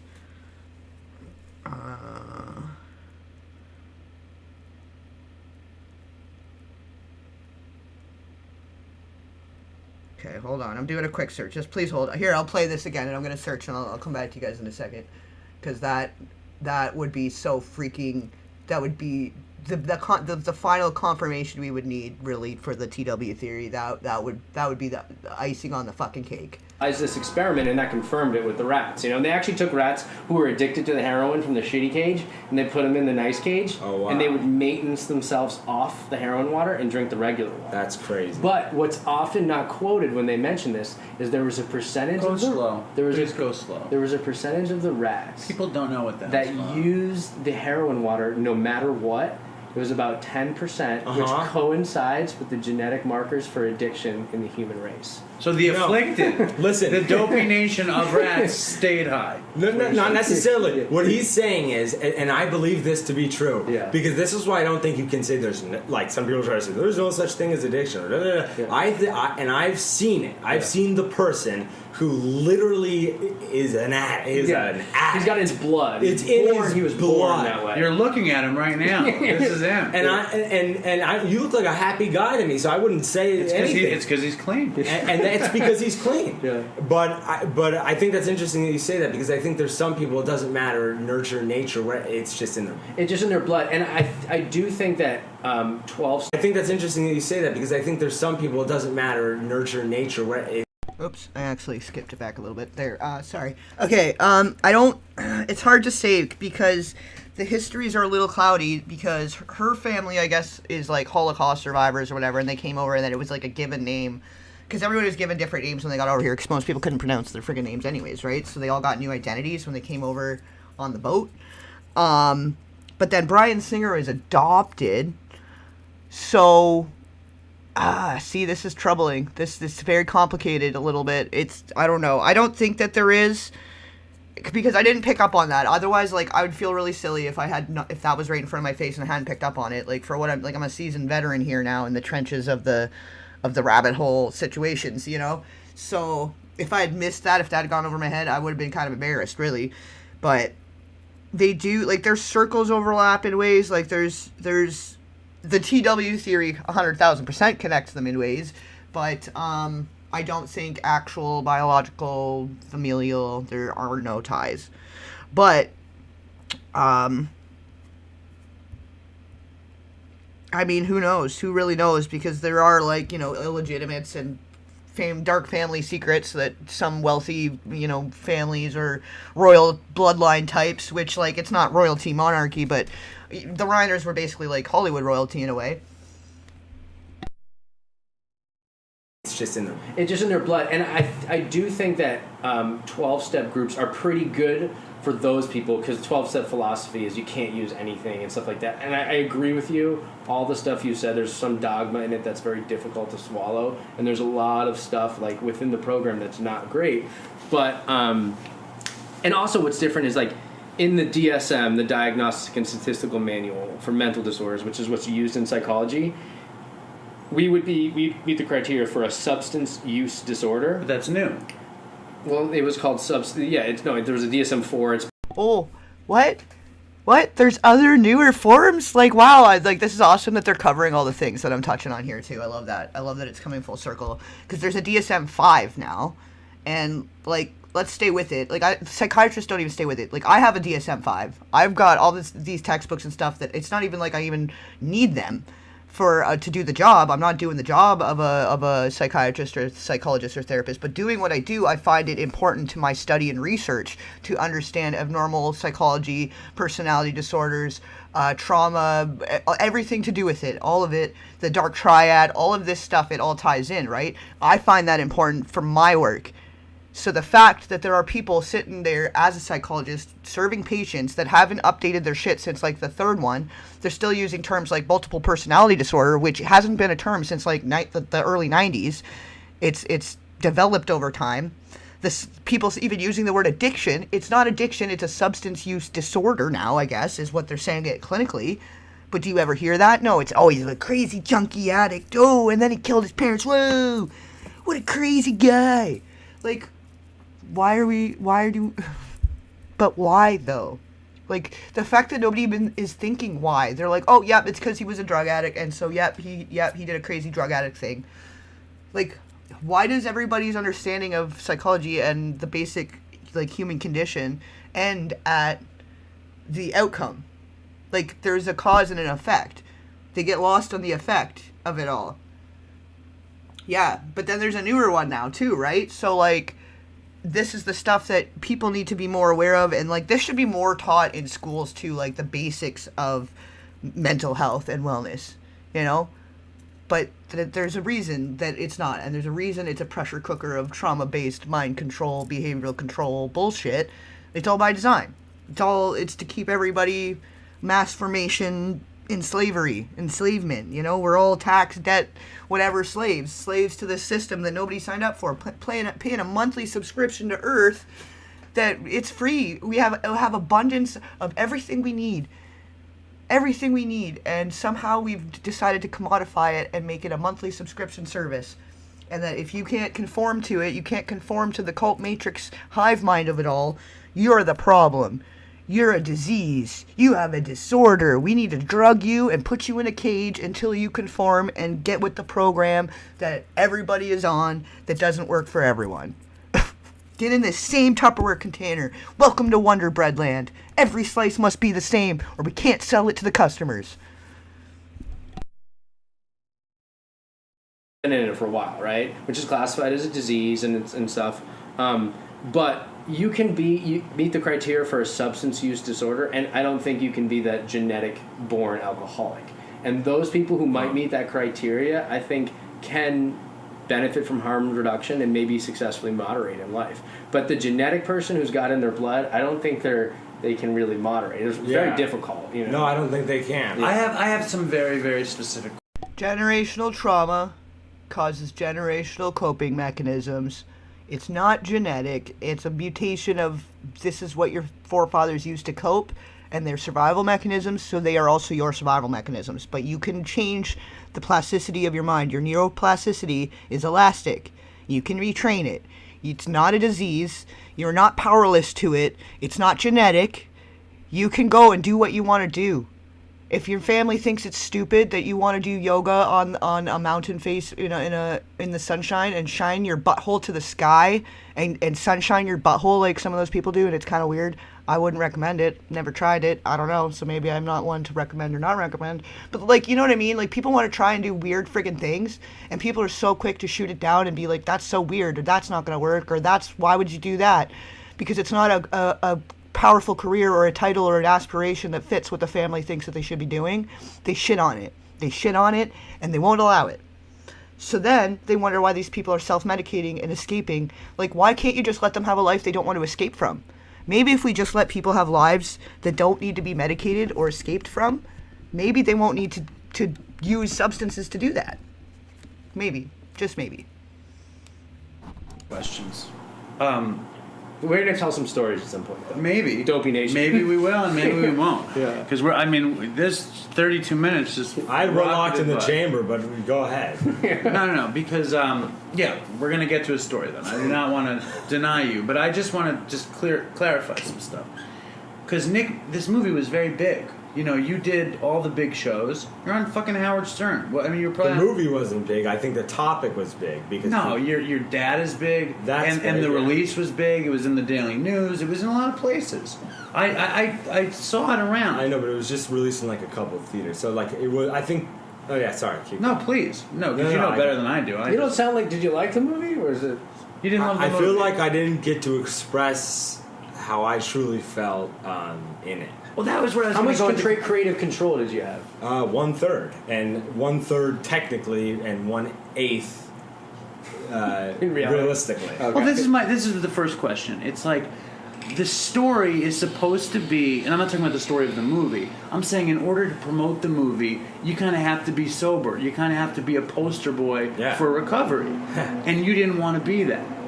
I said to them, listen, I'm not in the position to do this. I'm not a quote unquote sober guy. I'm going to have to go on to these talk shows. They said, you got to do it. They want the whole father-son angle. It just shows you how disgusting the PR. Of course. I mean, just the story out there. So I just went out there and I just realized, look, you know, I'm have a voice to some degree. I'm going to say what I got to say while I'm here. At least you didn't sell out. You know what I mean? You stuck to your guns. Right? Yeah, I'm not going to, no, yeah. But you would say, you were like, I'm sober today, and you didn't like fucking, you were like, you didn't want to like, get into the water, right? Yeah. Like, I'm sure it put you in a really bad spot. It did. It was hard. Was it really uncomfortable? Yeah. It was uncomfortable, but I felt like it was like part of the job, part of what I had to do. It was the job. Let me ask you a question. You don't have to answer. No, I like where you're going. Would you like get high afterwards, after the appearance? Yeah, I would. I'd smoke a joint on the roof of my apartment. Let me ask you something else. Please, he's answering the Okay. question. And in a very hard, I mean, hard to be this honest, but right? Should I mean, yeah, I would. I would not ever go on to these things like, you know, coked up or anything like that. I try to be straight, use the appearance as my motivation to be straight, do as best I could on it, and then afterwards enjoy a joint. After. Did you ever do like dope after or anything like that? That's why you didn't shoot coke or dope this year. No, I haven't done that in about 3 or 4 years. There's no moderating with that. Shooting coke. There's man? no Oh my God. That's a whole life right there. Was your dad? Did your dad know you were getting stoned? Yeah. Would he get pissed? No, He didn't give a fuck. He's a hippie. Your dad. The reason right? he's a hippie. Yeah. And they're very understanding. Well, they're happy you're doing well. But see, me saying this, I feel first of all horrible about copping to the fact that I, you know. But Do you feel horrible in front of us about it? He feels horrible in front of the Dopey Nation. Dopey Nation, I'm sorry. Also in front of you. So that's cool. So he's like having a few beers and drinking some like whatever, smoking some joints, and then they put him in a rehab for adults, and he comes out with an addiction, with an interest and curiosity in heroin. Awesome. Mental health and addiction industry working exactly as it's meant to. Perfect. Like, why was he there to begin with then? If he wasn't doing the heavy drugs till he came out of the first few rehab shuffles. Yeah, which, you know what, it's so good to actually hear him speaking his mind and being himself, and like, he's so well spoken and he totally understands this addiction thing, and he seems like he's completely like all in for whatever he needs to do to be a better person and to be able to manage his life and function while curing this deep-seated trauma, because it's not like your life's unmanageable not due to the drugs, it's due to the trauma you're trying to function with, and the drugs are you trying to survive and function with the trauma, right? So, and you look at the circles, if you look at all those circles, that they all float in between, and who Rob was really close with, and like, just, if you read the article, it kind of goes through a lot of it, and it starts putting a lot more dots together, before I even knew it. Like, I wrote that article back in November, and the most disturbing, example was Rob Reiner's Stand By Me, and with reference to the River Phoenix situation. So when this happened, like, if anything, it's just confirming everything that I was that developing theory. So when you look at who else is involved in that developing theory and who Drew Barrymore was taken in with very young, and then the Heather O'Rourke situation, and who did Jonathan Brandis also work with for Sequest DSV and whatever else. He talks about literally being traumatized working for the Ladybug movie or whatever, which is a whole different TW theory type thing. Like, all these kids were telling us, and the breadcrumbs were always there, we just didn't have eyes to see, you know? And I'm trying to figure it out, because obviously you can't, because if you don't have the eyes of the people that are preying on these kids, how are you going to actually fucking know? But when you look at the films made by these people that are then convicted, and you see the imagery, and you see the different scenes and the angles, and then you see those start picking, like, that's the code. That's the code. The calling card for these people. So then you see that playing out in all these other movies, and then you start tracing back to these certain companies, certain people, and then with all these dead kids in their wake, you know, the Corey Haim thing, we could sit here and name them all day. Justin Pierce, that Harold kid, what was his name? Shit. It's escaping me right now. It's been a long week. But, like, there's for days we could name kids that didn't make it to, like, 30, let alone 40 or whatever. You know, I think Corey Haim almost made it to 40, but most of them don't even make it to 30. There's the 27 Club, too. And then what was the big drugs being used back then? A lot of it was, like, it was trendy to be using heroin and cocaine. Like, that was the trend of the era. Cocaine chic, heroin chic, right? And everybody was doing it. And it was all these people, it was adults giving it to these kids.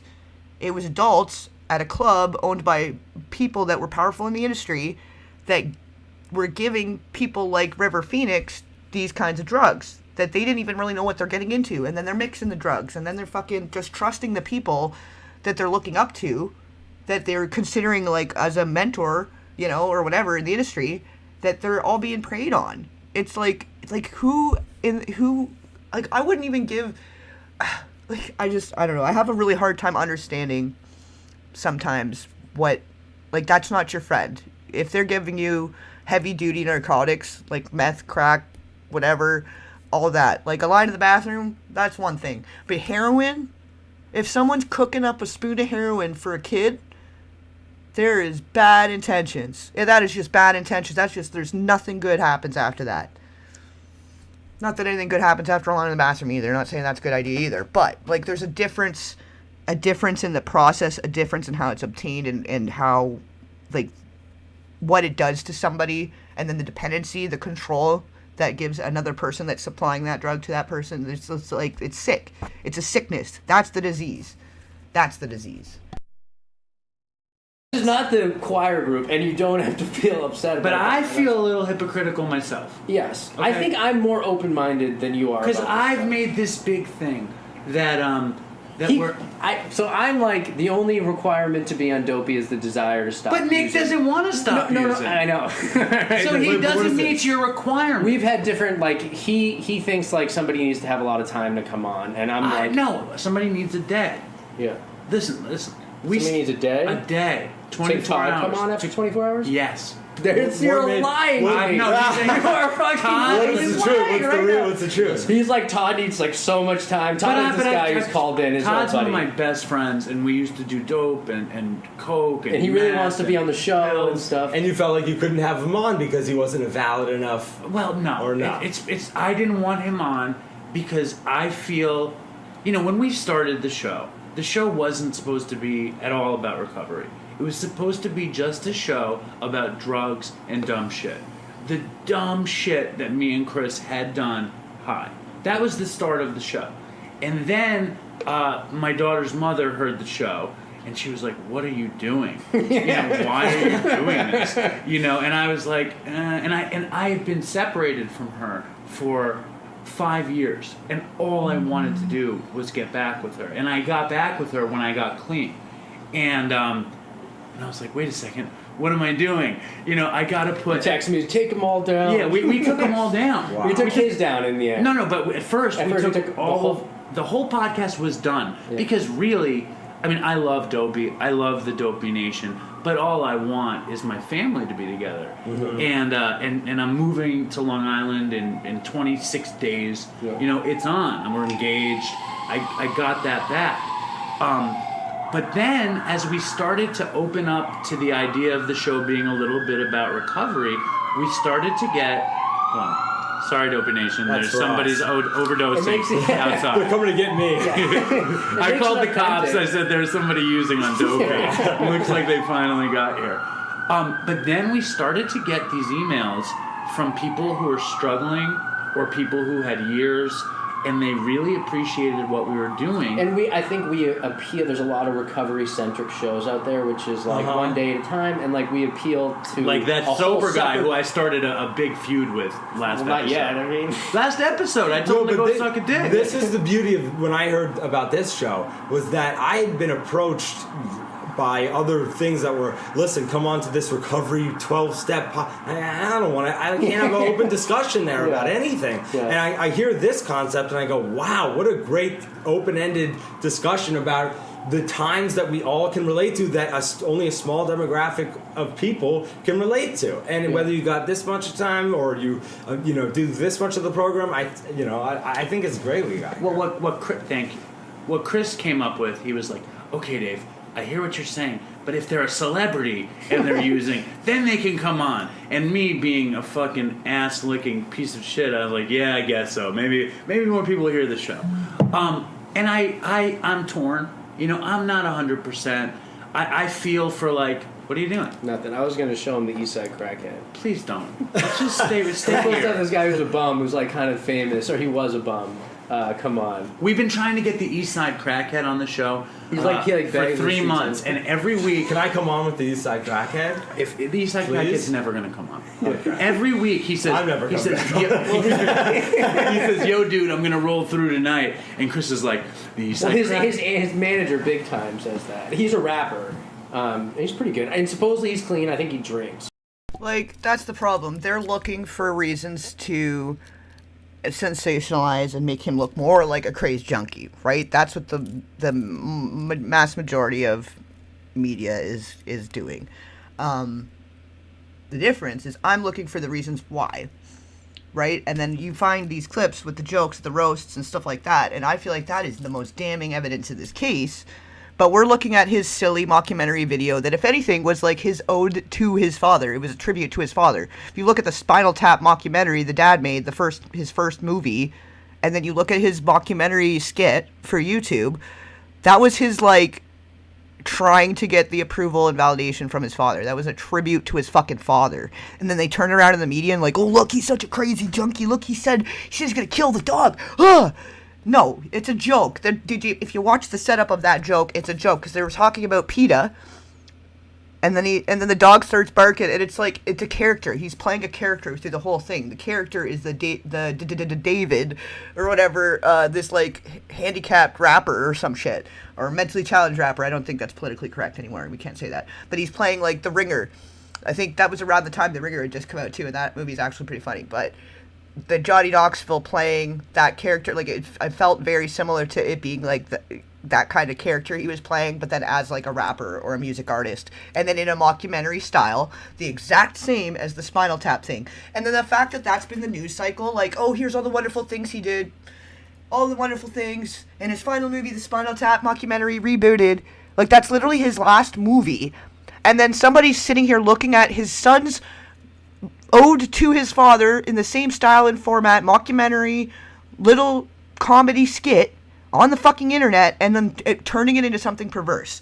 But then ignoring the completely perverted humor and jokes that these people are making about harm and trespasses against children, while these people have got little kids sitting at home. Like, during that roast, Nick was 7 and Jake would have been 9. So they had 2 little boys at home, and we've got the dad sitting on the stage with people making jokes about him being trespassed upon as a kid and his special interest in children. And then we got the wife, this kid's mom, laughing hysterically in the audience and also looking suspiciously a lot like Ghislaine Maxwell. So all those cases where people thought that it was Ghislaine popping up, like John Bonet and Madeleine McCann, with a woman that looked really, really suspiciously like Ghislaine, but it was proven it wasn't Ghislaine. Well, you know, look at through that with a whole other fucking lens now too. Like, why are we not looking at the real picture here? Why are we still sensationalizing the outset of the trauma, the results of the trauma, the behaviors and acting out because of the trauma, and not trying to dissect and figure out what caused the trauma so we can prevent it and be more proactive as a society? Like, it's unethical. It's unethical. Like, it completely lacks humanity, empathy, any shred of dignity. Like you're selling your soul.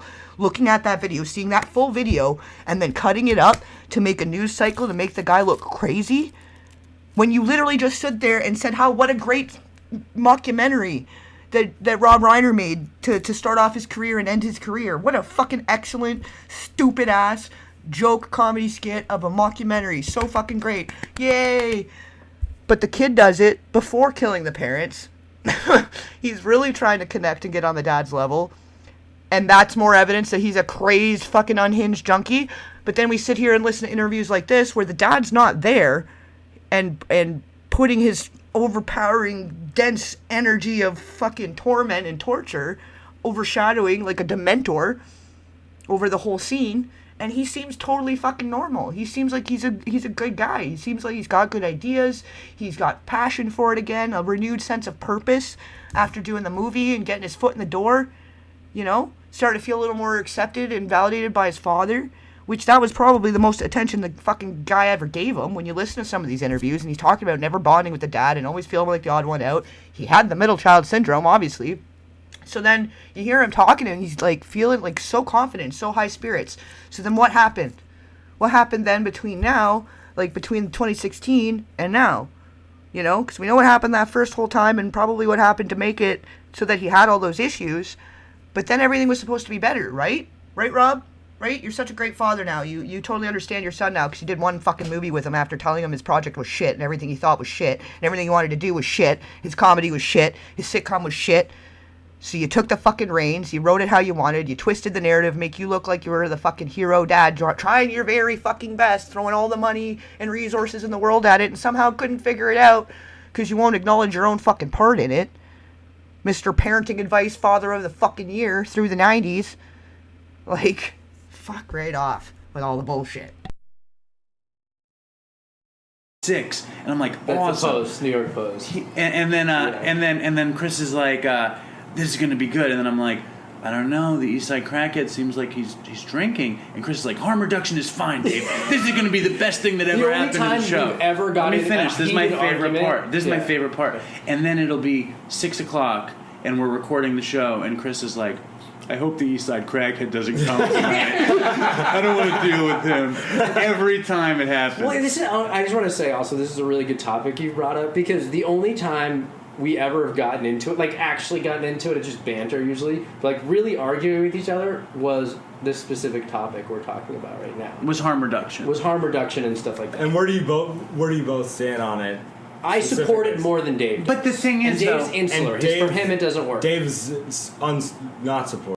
A lot of that harm reduction stuff I think is a bunch of bullshit too. It's still perpetuating the problem. Why don't we have free centers where you can go in and work out, take a shower, do yoga? Like, why don't we add like these free activities? Like, you go in, do crafts, like do like a painting night for women at abused women in children's shelters and shit. Like, why don't they go in and do wholesome and healthy things? Why is the only thing offered to people that are suffering programs where they can sit around and talk more about their suffering and how they're the fucking problem and everything they've done to try to soothe the suffering is a fucking problem? Maybe we give them tools and access to things that make them feel a little more like a fucking human being and give them something to look forward to, something that gives them an ability to exercise their passion. Maybe all these tortured artists and musicians and talented people that keep getting discarded because they are so fucking tortured and suffering inside because of childhood trauma, because from great suffering comes great art. That's just what it is. Like, some of the greatest artists, literary artists, music artists, filmmakers had really fucked up childhoods, and they were able to flip that into a positive and alchemize that. But they had to have the tools and the access and the ability to do that. But with people being forced into a conformed space and not given the access to pursue a passion or pursue a purpose or pursue something for themselves, and they're just sat on their ass, told every fucking day how powerless they are. You're a disease. You're a problem. Your life's unmanageable. You're out of control, and you're literally just sitting there like, sorry, man, like, I was sexually abused as a kid, so I smoke a bunch of weed and try to drink it away every day because it's hard to think to live with that, right? Like, that's what people are dealing with here. You know, and then you can get sober easily when you have a passion and a sense of purpose, and you get as far the fuck away from the people that caused the trauma and perpetuate the trauma and allowed for the trauma. It's really that simple. But toxic, narcissistic family cult systems will not allow a no-contact situation, especially if it's a brand and a franchise like a Hollywood bloodline family. There would be no way. If he went no contact and was having a really healthy, positive life, being as far the fuck away from it as possible, it would really even more highlight that his issues were because of his family. And they can't have that. The narcissists cannot have that. The people perpetuating the abuse and enabling the abuse because they benefit from supporting and enabling the abuser can't have that. Can't have you going off and having a wonderful life and doing wonderful things and having your own sense of purpose and identity outside of the family. Doing your own thing, not as an extension or attachment to the family. Couldn't have that. Couldn't have that. Couldn't be proving where the fucking trauma came from to begin with. No, this is the thing. When it's me and Chris alone, two people who are abstinent and in recovery and have tried harm reduction for ourselves and failed, I get very angry at him because it's just about, it's me and him, and like we've both failed. I failed trying to just smoke weed, you know. And it's also different. I'm pursuing a doctorate in clinical psych, so like I need to like Gotta do it. I need to see like a larger perspective, you know, even though I know it doesn't work for me. So sometimes we get lost in. Like, this poor kid the whole time is pretty much telling us, like, I was abused. Something happened. He obviously, the emotional interfamilial is a form of SA. Like, he's telling us, like, I was abused. I suffered abuse, and I had trauma, so I was smoking weed, and I was drinking, and then I was thrown, like, this is what he's telling us. When you listen to these interviews, he's telling us, clear as day, the whole time, what the issue was, and what was helping and what wasn't helping. He was very well articulating exactly about the passion, the purpose. They were talking about the Maslow's hierarchy of needs. Like, he had a very strong foundation of intellect surrounding the situation. Like, he had educated himself. He had put the effort. He had done everything he thought that he needed to do that would help, and found that those things were not helping. So he's telling everyone, like, yeah, like, this was what helped me, this is what didn't, this was what my issue was, and we can see it, that he, like, it is a form of SA, the emotion, like, mouth kissing your father, being forced to mouth kiss your fucking father because he mouth kissed his father, and it's tradition and it's normal in our culture, like, that's the excuse. If you're gonna be part of this family, you gotta listen to our rules, you gotta do what we say, you gotta fucking conform and fit in and allow for all this bullshit to happen, this false make-believe facade we're building while everything behind it is horse shit, you know? Translation where, like, for me, you know that I don't support it because I know it doesn't work and I've tried it. And for me, but he's open to hearing.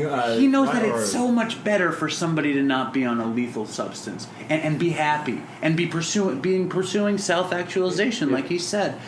For me, like, let's say I got to smoke a joint tonight. I wouldn't run to Mexico and shoot meth or anything. I would just be like, I'm gonna get high tomorrow. I'm gonna get stoned tomorrow. Yeah. You know, and I am a fucking devout stoner. Like, devout. Yeah. Like, if I smoke weed, I wouldn't enjoy the weed as much as I should because all I'd be thinking about is how I could get it tomorrow. But if you were on a rooftop and you smoked a joint and you never in your life had heard a thing, oh, I took one hit and I went to Mexico and the thing, if you just smoked a joint and you had no preconceived notions, I don't think you do anything the next. You just do what you wanted because. But do you know what I would want to do the next day? Just smoke weed. I love because weed. But you're already saying that you would want to do that. He's saying it's your mindset, right? But it's my experience. It's not about any of the 12-step stuff. It's like 12-step stuff is like a fucking. Well, we drink and we use essentially because we like the effects it has upon us. But weed and so me, you like the getting high, and then you want to get high tomorrow. But it's like me. It's like now, every night when I'm walking home, I buy a bar of dark chocolate. And every night I eat the bar of dark chocolate and I say to myself, I can't wait till tomorrow night when I can have my dark chocolate. And it used to be every night. Then the harm reduction. I'm the opposite. I'll buy the bar of chocolate and I'll be like, tomorrow I'm not going to have any chocolate. But then I'll fucking get chocolate the next day. And then you beat yourself up and say, I can't believe I did the thing I said I wasn't going to do. And I'll do that every day. Yeah. But no, fuck that. Chris doesn't buy the bar of dark chocolate. Chris buys the fucking half-gallon of ice cream. He's like, I can't believe I ate the whole half-gallon. I ate a whole half-gallon the other day. Not a pint, a half fucking gallon. Well, that's harm reduction, is it not? Yeah, it is in a way, yeah. Well, Yeah, see, but then that's just trading one addiction for another. That's a lot of people. There was, like, what Eddie Furlong makes a funny little joke about it, that he put down, the, like, with drugs and switching, he said he put down the spoon and picked up the fork, right? Which, that's not okay either. That just shows that it's blaringly obvious that the underlying problem is not being treated. That you're just trading the addiction for something more socially acceptable. But, like, anything to an extreme is going to cause a problem. Like, everything in moderation. Anything, like, shopping to an extreme can be bad for you. Gambling, you know, watching too much material. Like, nobody should be watching any material. In my opinion, all adult material is created and enforced and perpetuated because of child abuse. It's people that were abused as children end up in that industry most often. They're exploited and vulnerable and end up on the streets, and this whole thing is a whole fucking pipeline. So I don't believe anybody should be viewing that material by any means, even if it seems consensual or it seems like it's okay, because the foundation of it wasn't very consensual. And some of the people that are still out here today having an opinion in the society, like fucking, what's his name, Alan Dershowitz, fought for our right to view genuine forced trespasses in adult films. How nice of him, right? Because we need that. So that whole thing is fucked. But shopping, eating, all of these things are, if you're replacing your feelings, the void that you were trying to fill with drugs and alcohol, if you're filling that void with something else, then you're not dealing with what's causing that void, and there's no healing, there's nothing happening. You haven't done anything. You haven't done the work. We're working the 12 steps, though, and we keep coming back, and we give the best little speeches, and we have so many little friends, and we get business opportunities and networking, and, well, dude. No. Bullshit. Deal with the underlying trauma. Let's start just dealing with the underlying trauma. Maybe we start there. Maybe we just acknowledge it. Maybe we could just start by acknowledging that that's the root cause. I used to eat a whole bag of Tate's cookies. Then I went to 7-Eleven and they sold cookies by the 3. So I started to do that. And then the doctor told me my cholesterol was too high because I'm getting old. And that's when I switched to dark chocolate. So it's all about switching from milk to dark chocolate. Should we change paces and get into stories a little bit? I just want to feel like we all understand, like, Our positions. I get where you're coming from, though. I get that. Do you know who Dr. Wheel is? Andrew Wheel? No. He's this... Weil. Yeah, am I pronouncing that? I think it's Vale. No, it's not, is it? I always thought it was. He's a big bald guy with long hair. He looks a little bit like your dad. Yeah, he's like an ex-hippie, and he's big spoke beard. about addiction, and he writes a lot of books and stuff. It's very smart. And he talks about set and setting, and he said what determines a drug's effect upon you is how you think you relate to that drug. And like he has like research and science to back up what he's saying, and he's basically saying the same thing you're saying. He's saying if you're saying this is gonna like ruin my life and I'm gonna do it all the time, then you're gonna ruin your life and you're gonna do it all the time. He's saying maybe that's not everything, but that's a factor when you use. That's real. But I don't want to make the mistake of saying that, like, because I 100% believe that for you that's the way you should do it, and this is the way that I feel like I should. I'm not telling anybody else to do it like this, I'm just saying this is how it went for me. Dude, we had a guy here, the episode where Dave and I got into it, and I accidentally deleted it before we could air it because I'm retarded. But I was in rehab with him. He's an IV junkie. The dude came 3 hours to get here, and Chris deleted the show. I deleted it. I fucking accidentally. He also set up our Facebook account. Fucking Dave. He did a lot of work. Anyway, I met him in rehab, and he was an IV junkie, pretty fucking bad. And now he drinks successfully, and I've seen that fail. I've seen that fail. 18 out of 20 times. But he's one of the 2, like that were close friends that tried it. That it works. And the way he did it was, he like went and he had told the parents, he's like, I'm gonna drink. He's a CrossFit trainer and he owns a CrossFit gym, so he like works out all day. He loves his. Oh, you're another guy. Hollywood Babylon, welcome. I thought I recognized the name. You do similar stuff as what I do. You're in the same niche. Welcome to the group here, or welcome to the chat. I thought I recognized it, so I just went to check, and I was like, I'm pretty sure you're another guy. You're another you're a comrade in this good fight. So welcome, special welcome to you guys. Go over and give Hollywood Babylon a follow. Let me just check. I'm pretty sure you're who I'm thinking. I recognize, I've seen some of the stuff in my searching and researching and doing. Like it comes across my feed. Yeah,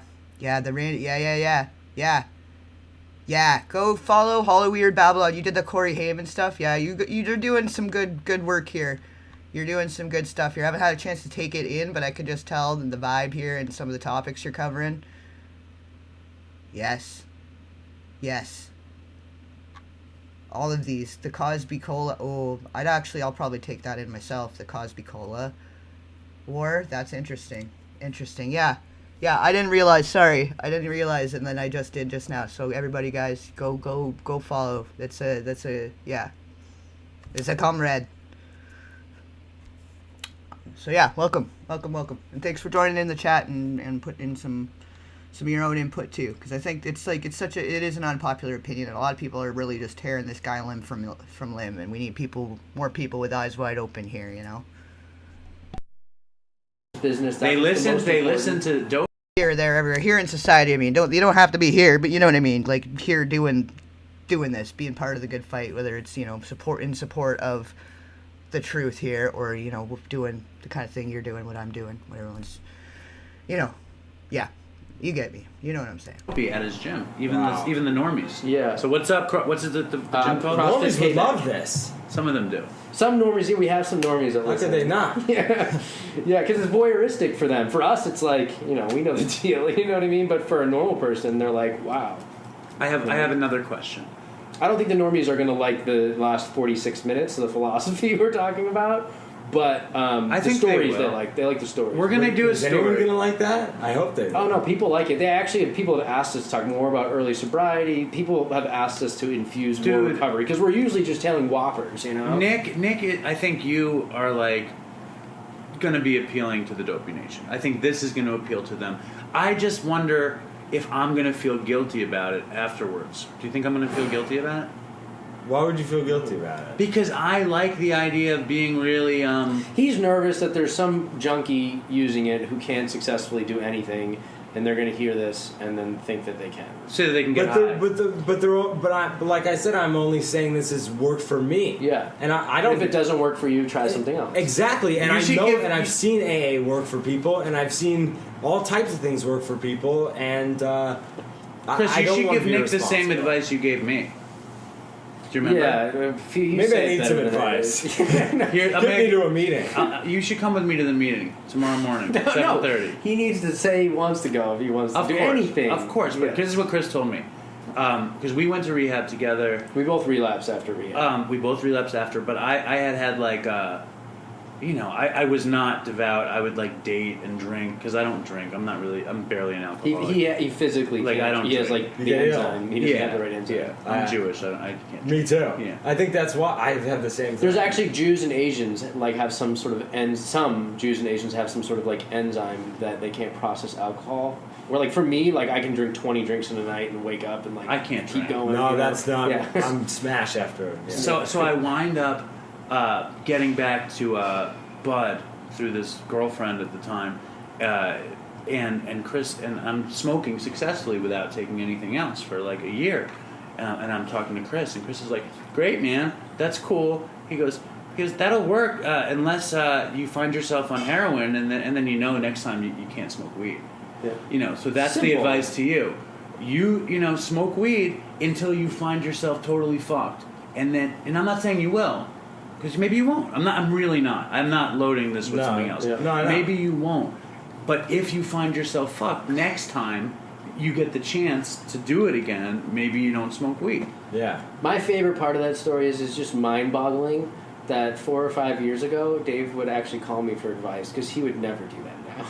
No, I wouldn't. I try to call him for advice, but his advice is just horrible. So when you were stoned, you were more understanding. I just think I didn't know him as well. Yeah. Oh, that. But Nick is here to tell his story, and I want to hear a fucked up I gotta story. say something though. Sitting on the couch Nick said before we hit record that he's been to 17 rehabs. 17 or 18, give or take. I've been to 15, so that is utterly shocking because I've never like rehab proper, not like sober living. Or Yeah. The real deal. That's amazing, dude. Because And we talked we've never about- had anyone on the couch that's been to more rehab than I have. Have you ever met anybody that's been to more than you? Yes, And when I've you, met someone. when you tell them a figure higher than 10, they go, "Oh, okay." Yeah, like- No, but you really have gone each and every time, and it's been terrible. Yeah. But we went to the same one, I think. Yes. In New Jersey. I've mentioned it before in episode 3. I'm gonna. Yeah, well, and the problem is I feel like Holly Weird at Babylon, the issue is with some of the topics, it's like a Voldemort situation. Like, you could get right to it, get right up close to it, but if you fly too close to the sun, it's a danger zone. It's a danger zone. Because, like, a lot of times when I end up on a dry spell, too, it's like I've had to pivot, or I've had to, like, back away from the sun, because weird things can start happening if you're poking too much in the wrong places, too, So it's hard, because Jonathan Brandis connects back to some very important people, River Phoenix, Haim, all these breadcrumbs of lost souls. It all leads back to certain spheres of people and certain patterns and certain imagery and certain, like, all of it Yeah, I feel like, I kind of get a sense for other creators too sometimes just by observing how they present stuff, like, obviously I can't say for sure until I take in some of your content, but I feel like the vibe I get is that you're going for just the truth. You're just trying to tell the truth. You're not looking to exploit and capitalize off of the trauma of it all. You're not trying to go for this shock and sensationalism. You're doing good ethical journalism, and that's important. We need more of that, and it's hard because there's no incentive for that. It's so hard to be able to pour into that, and then especially if you have to do other stuff to support yourself along the way, it's not very sustainable. It is very complicated because there is no incentive in the truth. The truth does not sell. Shock sells, violence sells, sex sells. The truth does not sell, and that's the problem. But then you have stuff like this happens, and this is the opportunity. It's beyond the Nick situation, even beyond the Reiner situation. This is the perfect example of exactly what happens when we continue to ignore this festering, oozing infection that's plaguing society. It's all a result of it. It's all the same piles. It's different piles of shit, but from the same elephant. I'll let you tell a story, but I'm going to recap. I won't say. No, Lena Lodge, of course. Oh, yeah, okay. yeah. I said the name.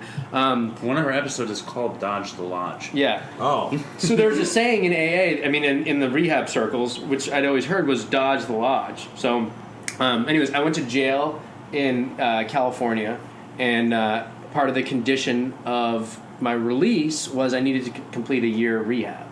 And so they let me go to New Jersey to go to Alina Lodge because it's like the relapsers rehab. Yeah. When I was there, it was like 1 year minimum, no coffee, no cigarettes, coat and tie to dinner, can't look at the women. Yeah, it was crazy. Same shit, you had all that. So, anyways, while I was there was like aerobics class. You couldn't exercise. I heard you can now. There was aerobics class twice a week. There were like 3 treadmills when I was there. Oh, really? That was the aerobic. That was the, yeah. I had tea. Was tea there? Bald guy? Seca, whatever that not decaffeinated coffee was. Sanka. Yeah. Sanka. Oh, yeah. Just pounding Sanka. Yeah, it's going crazy. So anyways, I was there. I'll just tell you the story real quickly. So I was there, and I said I couldn't go to aerobics class because my ankles were fucked up, which was like sort of true. No, because it was before my ankles, because I had broke my neck when I was younger, which was true. I broke my neck, but I could have done the aerobics class. And so I would sit with all the other like old invalids who like couldn't do anything. We were supposed to just read the big book by ourselves. But I broke into the kitchen, stole orange juice, stole sugar packets one at a time, and stole fruit. And I learned in jail how to make pruno. So I started making homemade alcohol at the rehab, right? So I made the first batch, we got wasted. Then I made the second batch, me and this other kid, and we got wasted and we got caught. And I had a suspended prison sentence. Like, if I fucked up and didn't complete the conditions of my release, I was supposed to go to prison for up to 10 years. So they found it. You're immediately in trouble, so strict there. Yeah, and they're going to call the cops, so I just fucking book it, right? Wow. I just take off. And they have your ID, too. They have everything. They have everything. I'm literally in a button-up shirt and khakis and loafers. Yeah. And I fucking book it, and I had a windbreaker, too. And I fucking book it. I sleep in the woods for like a day, because I think the cops were coming after me. End up waving someone down on the side of the road, telling him my girlfriend kicked me out. They drive me to the next town over, and I call this woman that I used to date from California, who's 15 years older than me. She wires me money. I take a bus to New York City, end up staying in Harlem, breaking crack down and shooting crack. That's where all of his stories end up. Yeah, they always end up in Harlem. Break down, shooting crack in Harlem. Yeah. So should I just tell the mountain blast thing real quick? Sure. Because that's okay. So I was walking around Harlem. This is like I've been doing this for like 2 or 3 days. I keep telling my ex I'm going to use the money to get a flight, and she sends me more money, and then I just keep getting high in Harlem. And so I like high in Harlem. Yeah. So I'm like walking around, and I see this white guy. It's Harlem. Everyone's black. So there's a white guy walking around. And he's like walking like really fucking weird, like this. He's like, for the Dopey Nation, I'm kind of like waving my arms. He's and waving flowing. his arms. Yeah, I'm waving my arms. We'll call it fancy walking. Yeah, they're kind of just like making. It seems like they're kind of just winding it down now and kind of making jokes about addiction and stuff now. Like they're kind of just telling silly stories. Like it's the last 5-10 minutes here of their podcast, so it's winded down. So we'll probably start winding down here soon too. But like this is good. This is a good discussion. I'm glad I jumped on, and Yeah, like there's a lot. There's a lot when you start picking up all the breadcrumbs and you start seeing the patterns of who it all connects back to and the certain studios. Because it's not just the companies and the directors and the executives. There's certain studios that can have a theme, a recurring theme, and then you can follow through from the different networks that have chosen to be like a mainstay at certain studios, and like there's so many breadcrumbs there. That's a good question about the Alan Jackson. Like, because of what he has defended, I'm wondering if he's more in the defense for... He's standing in as the defense for the son, but he's really there to defend and make sure he's persecuted to the fullest extent for the parents. Because of who he's covered up and defended in the past, he seems to be a protector of the network to an extent. Yeah, well, even beyond that, the It's a Laugh Productions and Hollywood Center Studios, I'd take a look at if you really want to do get into some deep diving and wet your whistle on it. Like, there's so much there, and like not only is the symbolism going to be their downfall, but they're just so full of themselves, so they've just left so much of a breadcrumb trail. Like, so many pictures at so many lavish parties, everybody's circle jerking their very best attire. Yeah, I think he's just retained by the family to serve whatever family member needs him when he's needed. So like that's part of the contract they have. So I think that's what it is. But so I would think though that because of some of the other people he's defended, what his underlying motive is going to be, that sure he's going to stand in as the defense, but that doesn't mean he like is going to do what's in the best interest of Nick. Like, it doesn't matter how high powered or how much he's getting paid, he's still gonna have his own agenda and his own motives, right?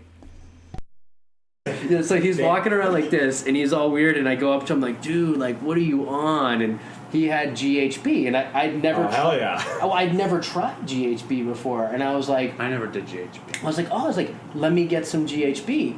And he hands me the bottle, and this is what's important, is it's a bottle of Blue Mountain Blast Powerade, right? Which happened to be Chris's Which happened drink. to be my drink at the time. That was your thing? And that was his thing. And I actually... Hold on. Have you ever heard that somebody's thing? Blue Mountain Power Blast? And not only that, but when do you come across GHB? Yeah, I mean, yeah. the stars aligned for you. Yeah, the stars aligned. So he goes, actually, I'm actually forgetting a piece. I didn't have... So anyways, I drink the Mountain Blast Powerade, right? Which was GHB that he gives me. And I take it and I just chug like 5 gulps. And the guy just goes, I remember him going, he goes, "You're totally fucked." And I was like, "What do you mean?" He's like, "Get away from me." He's like, "You're totally fucked." And I was like, away from me? Why? Because he's like, I was already drunk and I chugged so much that I guess I was gonna like overdose or something, you know, like I was gonna pass out. Well, so he's like, "Just get away from me." He's like, "You're totally fucked." And I was like, let me get some more. And I forgot this piece. I went into a trash can on the street, and there was a bottle of Blue Mountain Blast. Okay, here's a fun one for you. So just the concept of Punky Brewster is kind of fucked up, right? It's basically a little kid that's like a stowaway and like taken over a vacant apartment as her own, and she just kind of lives there, and she's like this little street kid, right? It's kind of fucked up. Okay. Guess what else was made at the same studio? Take a wild guess. The same studio that Punky Brewster was filmed at. The first two, those couple years, 84 to 86 or whatever. Take a wild guess, guys. Take the most wildest of guesses. Because it connects to this case, too. This is how, like, interconnected, like, I was saying there's a lot of covert, stuff happening within Hollywood, like it's overlapping. There's so much overlap. Like, do you guys know about the 6 degrees of separation? That theory? Hollywood's basically 2 degrees of separation. So guess what? Also, the same studio. Okay, I'm gonna tell you. Are you ready? All in the Family, different strokes. There you have it, folks. Oh, the Jeopardy studio, that's Hollywood Center Studios, and that's where, like, Kids Incorporated and, like, pretty much all of the Disney stuff. And the It's a Laugh production hired not only just one, but 2 convicted predators after they served time in prison. There was Brian Peck after being convicted for crimes and trespasses against a child on the orange side of the Disney sphere. The blue side hired him right after. Okay, and then there was also Marty Weiss, which that's an open secret. That movie, if you watch that, you'll get an idea. And so then that It's a Laugh Productions, they did The Sweet Life in Zack and Cody was the show Brian Peck went straight to first off coming out of jail, which you're convicted for crimes against a young boy. Why are you working on a show starring two young boys? And then the same thing with the Marty Weiss. And I believe the Good Luck Charlie, though, the Marty Weiss, he was stationed at another studio that It's a Laugh Productions would outsource to sometimes. But the Hollywood Center Studios, which is now called Sunset Las Palmas, I believe, they've been renamed. But if you look at the breadcrumbs of that whole studio and who owned it before and who owned it after and everything that went on in between, and then you start looking at some blind items, you look at the Brittany Murphy thing, you look at what happened just in Kids Incorporated in general. Like, Fergie ended up having a serious meth addiction after Kids Incorporated. She was the star of that show for a while, and then kind of came around and had her come back with Black Eyed Peas. But that, like, if you start connecting all those dots, yeah, but go figure. Go figure. That's so fucking funny. But then also The Jeffersons, Maude, Good Times, Hello, Larry, One Day at a Time, The Facts of Life. So there was a bunch of shows. You could look into it. But different strokes. We know that Todd Bridges has come out and spoken very candidly about his being trespassed upon as a child. So, like, you start seeing some of these same studios. You see some of the same companies. You start hearing some of the same people, the same shows, the same, so then we connect some dots. So when you look at Stand By Me, and what happened with River Phoenix, and what Corey Feldman's been trying to say the whole time, and then Nick Reiner kills the person that created the fucking, like, the son of the guy that made that movie. Like, it seems clear as day to me, So I don't know why people like this has got to be it. The people are either gonna wake up right now between this year and next year, or they're just like, they're never going to do it. They're never going to wake up, and then they're the NPCs, and we don't need to worry about them. They can't do anything. They can't be saved. They can't be helped. If it's this obvious and they still can't get it, what are we going to do? Last Powerade that was empty. Well, and All in the Family is the show that Rick Reiner had started on. That's the show that he was Meathead, and that was like his first big foray into the television business. Like, before he was a filmmaker, he was on All in the Family as Meathead. So like that, so like just that alone is a little bit of a interconnected, you guys know what word I can't say that I'm trying to say that you know. And the Growing Pains, Brian Peck, he goes way back to Growing Pains working with Leonardo DiCaprio. Woo! And Leonardo DiCaprio's publicist / agent was a photographer also that peddled topless headshots of little boys. He also worked with, what's his name? Tobey Maguire, and then Brock Pierce. Brock Pierce was one of his favorites. Brock Pierce then grew up to be an arm of the evil's powers that be of it all, and he worked closely with Mark Collins Rector, doing those parties, doing the den, and he was who helped launder all the money for all the videos and all the tapes, because Mark Collins Rector fled to Spain. They found all the images, they found all the tapes that were likely from all the parties and all the shit happening at the mansion, and all the A-listers that were there, and all the teens, all the underage kids, all those tapes. They found them. Spain, all of it. Brock Pierce was working with him on digital currencies, like raiding in before crypto and all that stuff, and then now he's sitting on Bitcoin Foundation. And guess how many Bitcoin Foundation founders decided to, like, leave the board? Because of Brock Pierce's connections to crimes against children. So, but instead of just not allowing Pierce on the board, they let 10 board members leave the Bitcoin Foundation. And so if you look into that whole history, and Bryan Singer, Gary Goddard, David Geffen, Kevin Spacey, which then also Bryan Singer and Brian Peck were very good friends.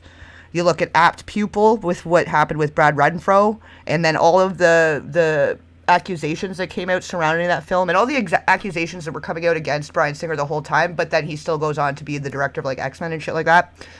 We could talk about that.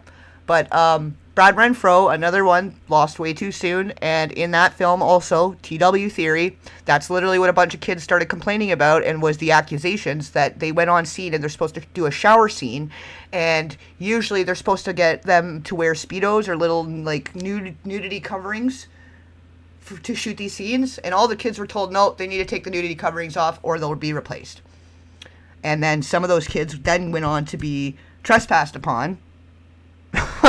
Like, the patterns are there. The patterns are there over and over and over again. The TD theory, like, everywhere you turn. You look, you find a kid that overdosed young or that did himself in the, like how Jonathan Brandis did. And then you start looking back and where it all connects. Like, it's one great big club and you're not in it, as the great George Carlin once said. Toot toot, Mr. Conductor. I still can't get over that he was Thomas the Train Engine Conductor guy and then went on to tell all the most crazy, harsh, brutal, honest, like, truther jokes. Like, he was one of a kind, man, that guy. Rest in peace. So I vividly remember this. So I grab an empty bottle of Blue Mountain From the garbage. and he actually pours some of his GHB from his Mountain Blast He's a Power very bottle generous into GHB mine user. and gives it to me, and he's like, okay, now get away from me. So I go leave, I wander around, I vaguely remember talking to people, and then I wake up in the hospital the next day, and I had shat the bed, and I look at my fucking wristband, right? Shat being past tense of shit. Yeah, and the first thing I thought when I woke up in the hospital was, I swear to God, the first, like, monologue in my head was, this isn't bad. That was, like, the first thing. It was, like, the worst thing that could happen. Like, waking up in a hospital Harlem after running away from treatment with a warrant for arrest. This isn't too bad. Yeah, this isn't too bad. It's different. I have an Elena Lodge story. Yeah, wait, it's almost out. Sorry. So I look at my wristband, right, and I had no ID, like you said. Well, think about it, okay? So at the end of Wizard of Oz, talking about It Takes a Village, Hollyweird Babylon, at the end of Wizard of Oz, who pulls back the curtain? It's the little dog, and his name is Toto, okay? Toto roughly translates to all of us, all together. All, like everyone. And he's the littlest guy. He's the littlest guy of all, and he pulls back the curtain to reveal it's just some greasy, crusty little old man fucking calling all the shots, right? So it will take all of the little people working together, like that speech in, the speech from Bug's Life, speaking of Kevin Spacey, the speech in the Bug's Life, if you listen to that, of how they try to keep them all down, because if the ants realize there's more of them than there are of the grasshoppers, then they could revolt and take their power back and stop paying taxes. Or whatever. Something like that. But it was Kevin Spacey that does the speech of, like, this is how we keep them under control. This is how we keep them from rising up against us. Like, if we let them off on one thing, and we let go of control for 1 second, then they'll realize the power that they have, right? So, and Toto, yeah, right, yes, Sonny knows, you know. But yeah, so, like, all of us together, opening our eyes, seeing the imagery, the recurring imagery, the recurring themes, the patterns, how it all connects together, that's where our power lies, guys, in the information, and it's all there. All the breadcrumbs are there to follow it back to the little fucking house in the woods where the witch is trying to cook kids in the oven. Not to be too fucking vulgar, but like the fucking Hansel and Gretel shit, man. If we're following the breadcrumbs, it takes us to evil and harm against children. Follow the red brick road. And it says Charles McCullough. Which also, at the beginning of Wizard of Oz, there is also a red brick road. There's a yellow and a red brick road spiraling out from the very beginning, and they distract her with all the song and dance and how all that glitters is gold and, oh, the wonderful Wizard of Oz, and let's go down this way, down the yellow brick road, and they completely ignore the red brick road. Yeah, you're looking at it right now. Right now. Look at all the song and dance and happy fucking horse and pony show over here and ignore the red brick road. Don't look over there. Don't look at all the lives lost and all the blood and the sweat and tears and lost souls and shattered, splintered spirits and identities lost along the way. Because of the wonderful things he does. It's all, they've been saying it. They've been telling us the whole fucking time. It's all there. It's all been there. In black and white and then in Technicolor. Right? That's my name. Because I had no ID, I guess that's like a John Doe. And they guessed your birth date. I was like 24 maybe or something. They guessed I was like 39. Like, they were so far Insulting. off. Yeah, they were like, No, because he was so fucked. give me my phone real quick. And so they give me fucking so I like look at that. I actually start laughing when I see my name. I'm like, huh. And I look at the next to my bed, and you know what's next to my bed? The bottle of Blue Mountain Powerade with the GHB in it. They left it right next to my fucking bed. Yeah. That's crazy. Yeah. Did you drink it? You know, people ask me that, and I used to say I did. I actually didn't. I poured it out. Why did you pour I was it out? scared. I got licked. Because it wasn't too good either. Well, I don't know what it was. It went from. I just posted on Instagram a picture from this time period. I have a which you thought. can see why they thought I was much older. I have a Wow. thought. Yeah, much like Yeah. 20 years ago. I have a structure. I just posted it. I know the picture very Yeah. well. I have a structural thought. What if we break up this episode into 2 episodes? We could, but let's hear the Lena Lodge story. Yeah, but do you want to do that? Are you willing to come back at some point? No. Break it up to 2 episodes right now. So Oh, we can yeah. record 2 hours, but release it as part 1 and part 2. You got some gas? Can you go for another one? I could keep going, Okay. yeah. He's All right. drinking a highball, dude. I'm going highball. And I haven't heard anything that I want to hear yet. Now that we've gotten all the fucking Okay, I'll get right into it philosophy then. out of the All way. right, tell the Lena Lodge. I'll get my stupid philosophy out of the way. So I was in Alina Lodge, what you just described is a terrible place. And the big thing is Mackenzie Phillips got sober there. That's like their big fame, like claim to fame. Oh yeah, They played her speaker They tapes name for us. drop like it's Yeah. TMZ. Yeah. And I got kicked out of there, and I spent 6 months there, and they dropped me off at the Salvation Army in Newark, New Jersey.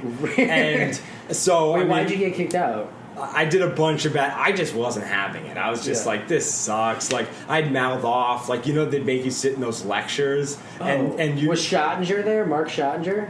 I chose to forget every name Okay. because Do people treat you bad because you're Rob Reiner's son? they don't treat me badly, but I get treated in an uncomfortable way. Like I can't just be here with it. It's You sort can't of be like it's sort of like let's hear about this thing, and it's like I'm trying to get sober. I don't want to deal with this whole other thing right now. Yeah. But like I got kicked out of there, and then I was living in New York City, and I met up with a girl that I met from there, who I'd never met before, but I'd seen her every day for 6 months. Yeah, Because yeah. you see them, like, You can't talk to the women, and it's funny because some guys will be like with somebody, sort of, and they've never actually talked to them. yeah, you're like just, making eyes You're at like each other. flying notes to each other, and like there's a divide in the mess hall, and the staff members, like Gestapo members, would walk up and down the aisleways and to check if you were directed Dude, did you forwards. draw the pictures? No. Okay, so when we were there, you draw pictures on Saturday, and they'd hang them in the mess hall. So the guys and the girls used to try to communicate with each other because they would so I'd draw a picture and they'd hang it up in the mess hall, and all the girls would. So you could look at the girls' ones and they'd sign their name, and you could try to determine from their imagery if they were speaking to you. Wow, that's intricate. We weren't that smart. I was.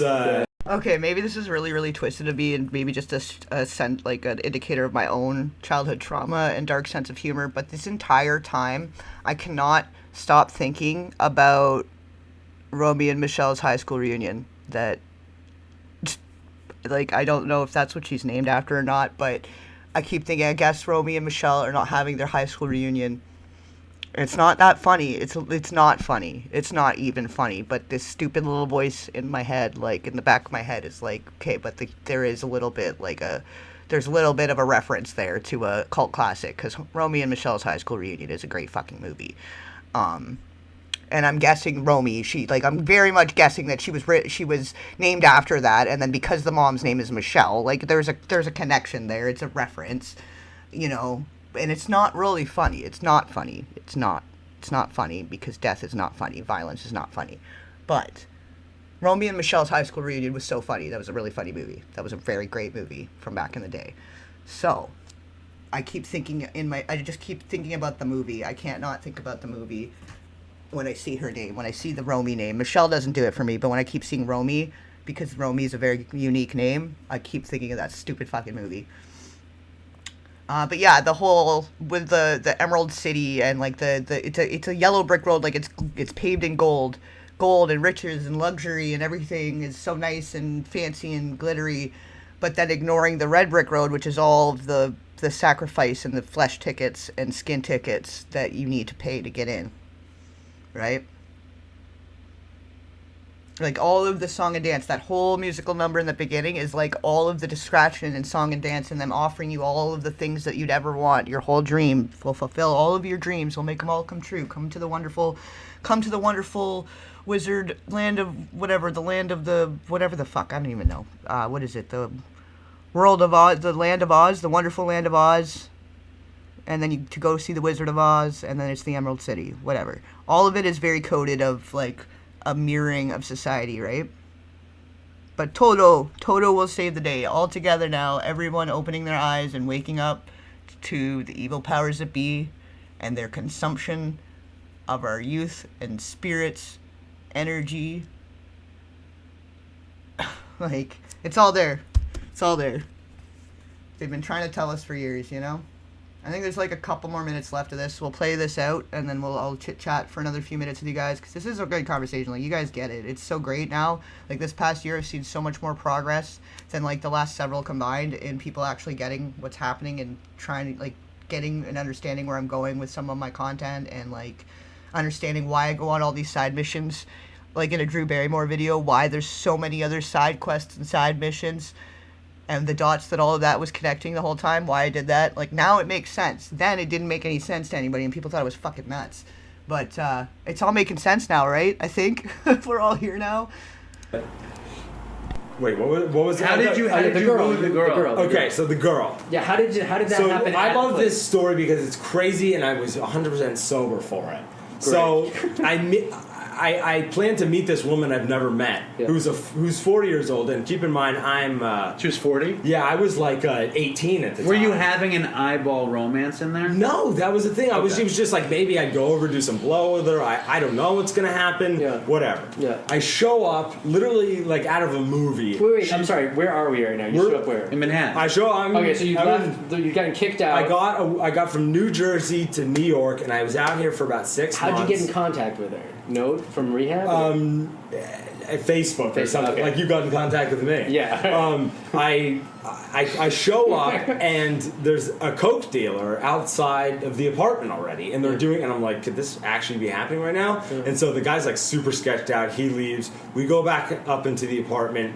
She's railing lines of cocaine, and I didn't really want to get too intimate with her and make out with her. So one thing led to another. We got in the shower, and can we talk about this guy? Yeah. Okay. No. We can talk about everything besides sex. Dude, I tell a story. I'm just kidding. Oh, It's wow. whatever you want. I tell a story where I was shooting meth and a guy was begging to let him suck my dick while I was watching porn, saying no and jerking off. Okay, perfect. So you can say anything. Well, that's you can awesome. say anything. Yeah. Okay, so I'm fingering her in the shower, and she's really sort of. Okay, maybe we can just skip the end, because they're just telling crazy drug jokes now, and it's getting kind of vulgar and graphic, and I don't want to get a YouTube spanking, so we're gonna just like end that on that note. I think we got the gist of it, that basically, like, yeah, if he's on his own and is able to just have his own life and far and away from his father, from the overbearing, violent, abusive, sexually depraved monster that is his father, that the family protects and reveres and idolizes and circle jerks all day for whatever reason, because he's the wonderful, he's a wonderful Wizard of Oz. It's more like a Voldemort, in my opinion. Anytime he's around, all the Dementors come out and start eating this kid's soul. Poor guy. But, like, the Voldemorts, that, like, J.K. Rowling was trying to tell people stuff about that. Like, he who cannot be named, the people you're not allowed to talk about, if it's those you're not allowed to criticize, you know, like, maybe those are the people we should be looking at closer. You know? Because of the wonderful things he does. We're off to see the wizard. Yeah. Exactly, yeah, he was still getting awards after fleeing. And then, like, Mark Collins Rector fled, and he's hiding out in Europe somewhere. Bryan Singer fled, and he's hiding out somewhere trying to... he's, like, mulling over his little comeback that I don't think it's going to happen, because I think people are just over it. People are over it. Like, you're canceled. Kevin Spacey's still trying to get his fucking, like, I'm just gay, I'm not a bad guy, but, like, you were at all the Bryan Singer parties with all of the underage boys, and you have all of these accusations. I don't think we're willing to just, like, take your word for it and give you benefit of the doubt.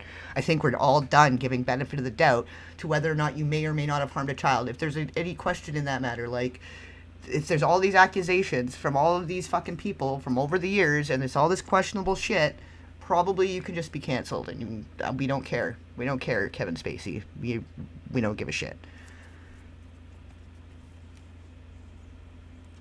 Well, and then this is it, too. How much media were we exposed to as kids that we should not have been exposed to? Like, the kind of movies I was allowed to watch from a very young age was not okay. It was so not okay. Like, why am I, like, 5, maybe 6, watching Hellraiser? How come when I was 7, my favorite movie series was like Nightmare on Elm Street and shit like that. Like I was allowed to watch all this fucking wild shit. Like in adult movies that I just had no business watching, like fucking Who Framed Roger Rabbit and shit. Like stuff that was kind of seemed like a kid's movie on the surface, but it had a lot of adult innuendos and shit. Like, you're looking back to like just movies that like people around were picking to allow to watch, and then there would be kids in the room. Like that, in a way, I'm wondering, like that's also a form of it's like a covert essay without a physical interaction. You're watching a movie with a little kid that has very explicit scenes, like all those erotic fucking dramas and erotic historical films and erotic this and erotic. Why did every film have to be erotic? Erotic fantasy, sci-fi, drama, horror, thriller, suspense. Wahaha! Why? Why though? Why did we need so much blood and gore and violence and sex in every fucking movie for like 2 decades?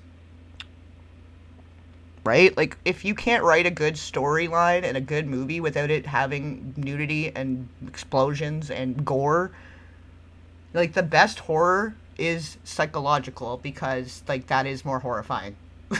Like, that's truthfully more horrifying. Like, there's a reason that out of the techniques of all those experiments they did for 30 fucking years, all that MK shit, they went on to write this thing called the Kubark's Interrogation Manual. And in that manual, they literally are saying that psychological torture is more effective in an interrogation setting than physical. So what does that fucking tell you? What does that fucking tell you?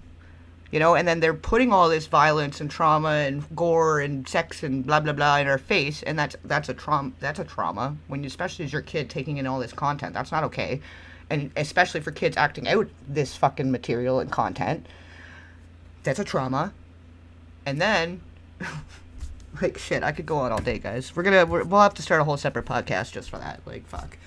Just for all the red brick road. Fucking, here's a new brick to the red brick road, guys. Look how far it goes. You can follow that all the way to fucking Hades, man. Forget Emerald City. Well,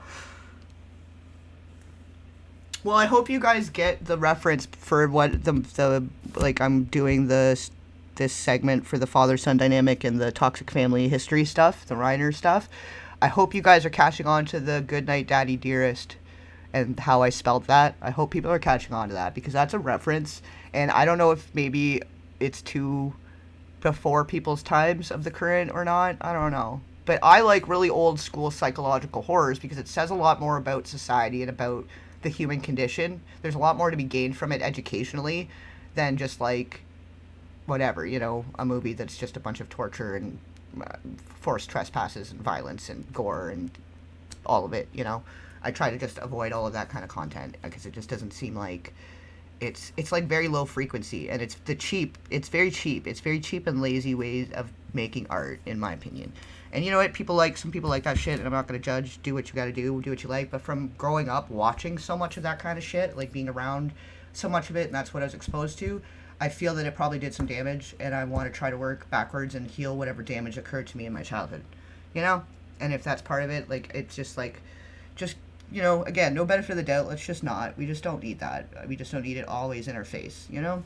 So I definitely will take, like, I'll watch a 50s or 60s, like, psychological horror versus, like, if I'm going to actually watch anything, but I don't really watch things. Like, pretty much everything I watch or consume, like read anything, it's all research. It's all part of something for something. Like if I'm actually going to sit and watch something, it's very, very rare. Like it's super rare. But like, okay, there is like that new Fallout. I'm going to probably watch the Fallout. That I'm kind of excited about. I did like that game as a kid and growing up.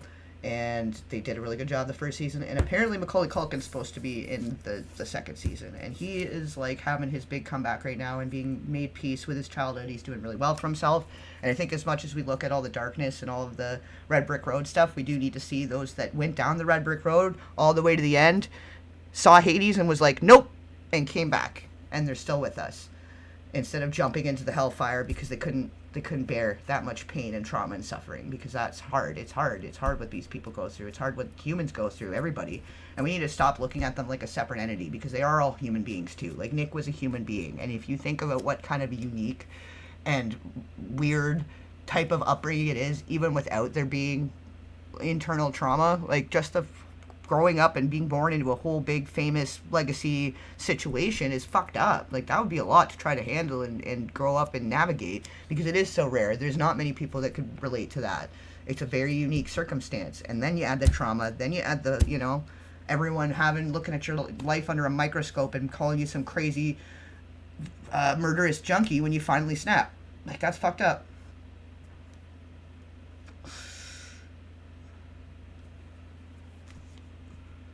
Oh yeah, there's a whole thing with that too. Well, and why was that like the bestseller for like years on years? That whole Lolita thing, like that was a very celebrated piece of literature. Why is that? Why is Stephen King the most revered horror writer?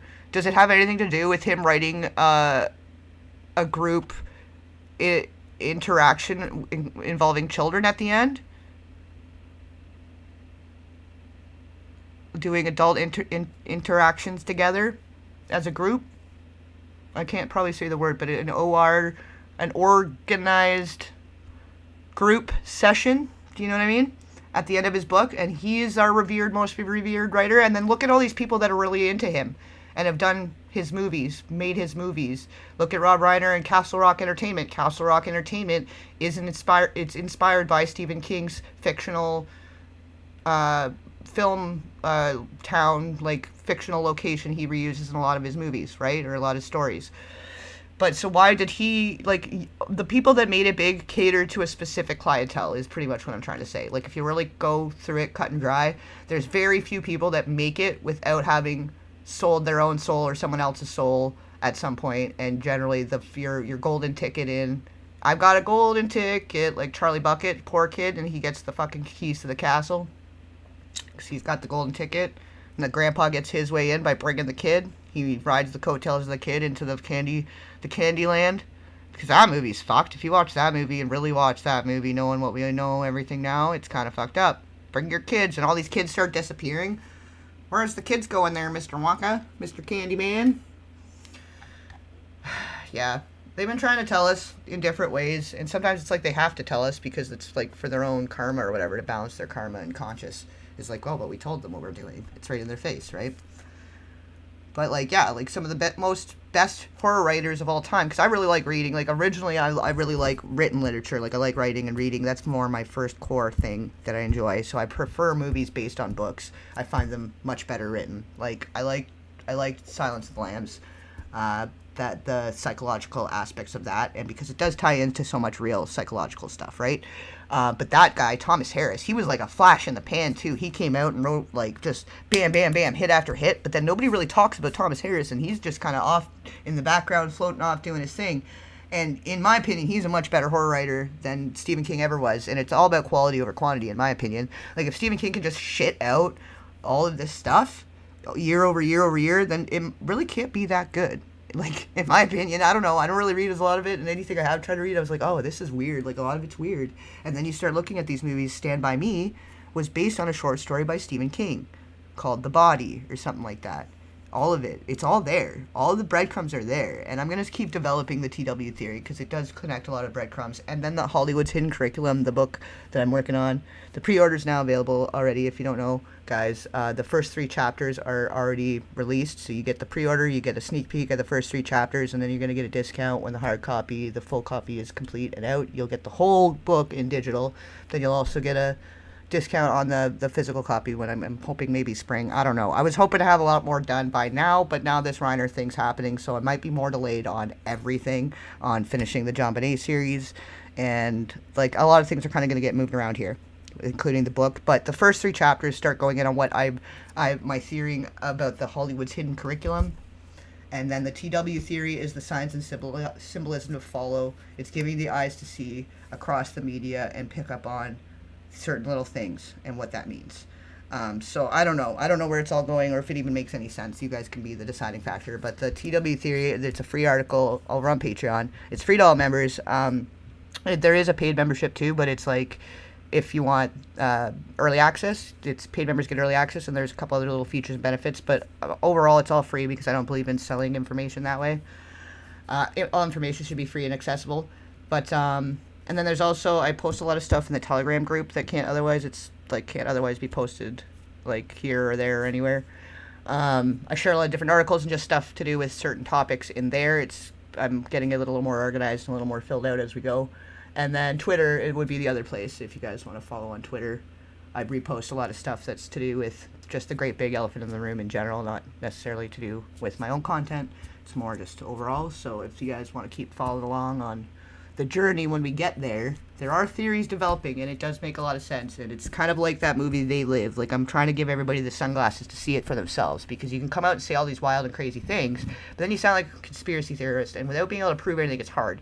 But the best thing we can do is have the knowledge and the eyes to see, to start seeing the patterns for ourselves and make up our own minds and decide for ourselves and do our own research and use our discretion and draw our own conclusions, right? So, like, when you look at the TW theory and what that means and what kind of fits that criteria, I'm still filling out the criteria because it also needs to apply to both boys and girls, and there's different things that I think qualify within that outside of even just the stages of undress. I think certain circumstances within movies that children are put in should be included in that, so I'm going to be filling that out more. But then having the eyes to see and looking back to your own childhood and your own movies that you grew up watching and all the shows and all this stuff, you can go back and think, oh yeah, that was weird, you know, that scene was kind of off. And when you start looking at the whole overall picture of it and where that all connects, it gives you just a better understanding of the overall, of how possibly prevalent this sick affliction might be within our society. And that's it. You can't really make any accusations until someone's proven in the court of law. But you can look at people that have been convicted in the court of law and look at the kind of material they make in their movies. And then you can compare to other people that are revered in the industry.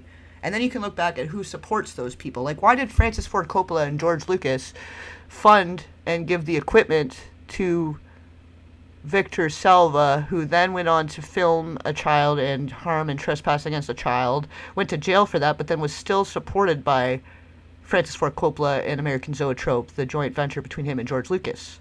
Why did Jake Lloyd lose his mind and he's still sitting in a facility somewhere that worked closely with George Lucas? And like all these people, this whole sphere, this whole nexus that of recurring themes and recurring imagery and recurring things happening that connect to convicted people. Like, why was Francis Ford Coppola still supporting him when he came out of jail and then said, like, this is just going to make you a better filmmaker? And went on to support him. He went on to work for the blue side of the Disney sphere right after coming out of jail, Victor Salva. And then guess what horror film series he created? Jeepers Creepers. You all know Jeepers Creepers, right? Convicted. And after convicted, warm welcome back in the industry by a Disney sphere, the blue side of the Disney sphere, and goes on to create a horror franchise. When his fucking first movie was filming the kid and being funded by people that gave him all the equipment and the money to basically make a little movie out of the kid he's making material out of. It wasn't about the movie. It wasn't about the stupid clown horror movie. Who was buying the material? Who was the material for? If you look at the back end of all of this, you zoom right out. Don't look right here in the television screen. Don't look right at the movie in the front of the movie. Zoom out. Outside of the set, outside of the studio, outside of the whole sphere of the thing. You know, there's so much more to it. And fuck, I could go on about this all day, so I'm not going to. We're already almost 3 hours in, so I think I'm going to call it here. I got to get some food in me, and I got to get back to this. But I had to come up for air for a minute and just, get the vibe check and chat with you guys for a bit. And I figured I'd share this podcast I found. So, yeah, all the links, everything's in the description if you haven't found them already. And, yeah. Uncle Buck, Justin in the Craigers films. Justin Long was in Jeepers Creepers also, so I'm guessing he had to pay his way in a certain way, judging by the associations there. And I feel bad for that. I don't think people should have to. It's like they've created an economy that relies on having to give parts of yourself that compromises your own morals and values, and it shouldn't have to be that way. You shouldn't have to trade your soul to be able to pursue your passion. And I think I'll end it on that. But yeah, you guys have been great. Thank you so much for coming out, and everybody with the discussion. You guys know what's up. You all have eyes wide open. Keep them wide open. Keep spreading the good word of what is really going on here, because this is it. It's all of us. It's going to take everybody working together on this. It's the good fight, you know? Like, this is a spiritual, psychological, digital war. And I think we might be winning. Maybe. Like, I think more people are waking up. More people are starting to see it. And it's the good will always conquer over evil if we all stick together. what do they say? United we stand, divided we fall. And the safety of children is most important of all. So there you go. I'm Dr. Zeus now. Alright, guys. Make sure to like, share, and subscribe. And I'll catch you on the flip side. And I got a little treat for you guys. I set up a little outro thing with a little song to go with the whole vibes of everything that's going on. So I don't know if you want to stick around for that and stick around in the chat for 2 more minutes. But it's a little treat. Got a little treat for you guys. I almost forgot.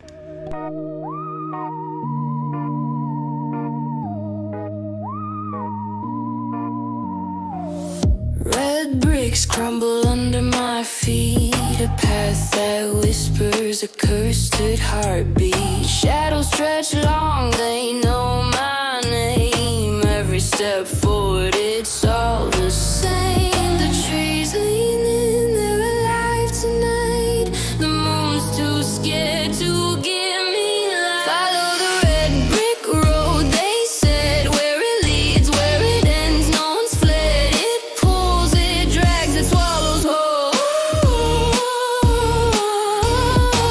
The red brick road's got a price for your soul. Laughter echoes, but no one's near.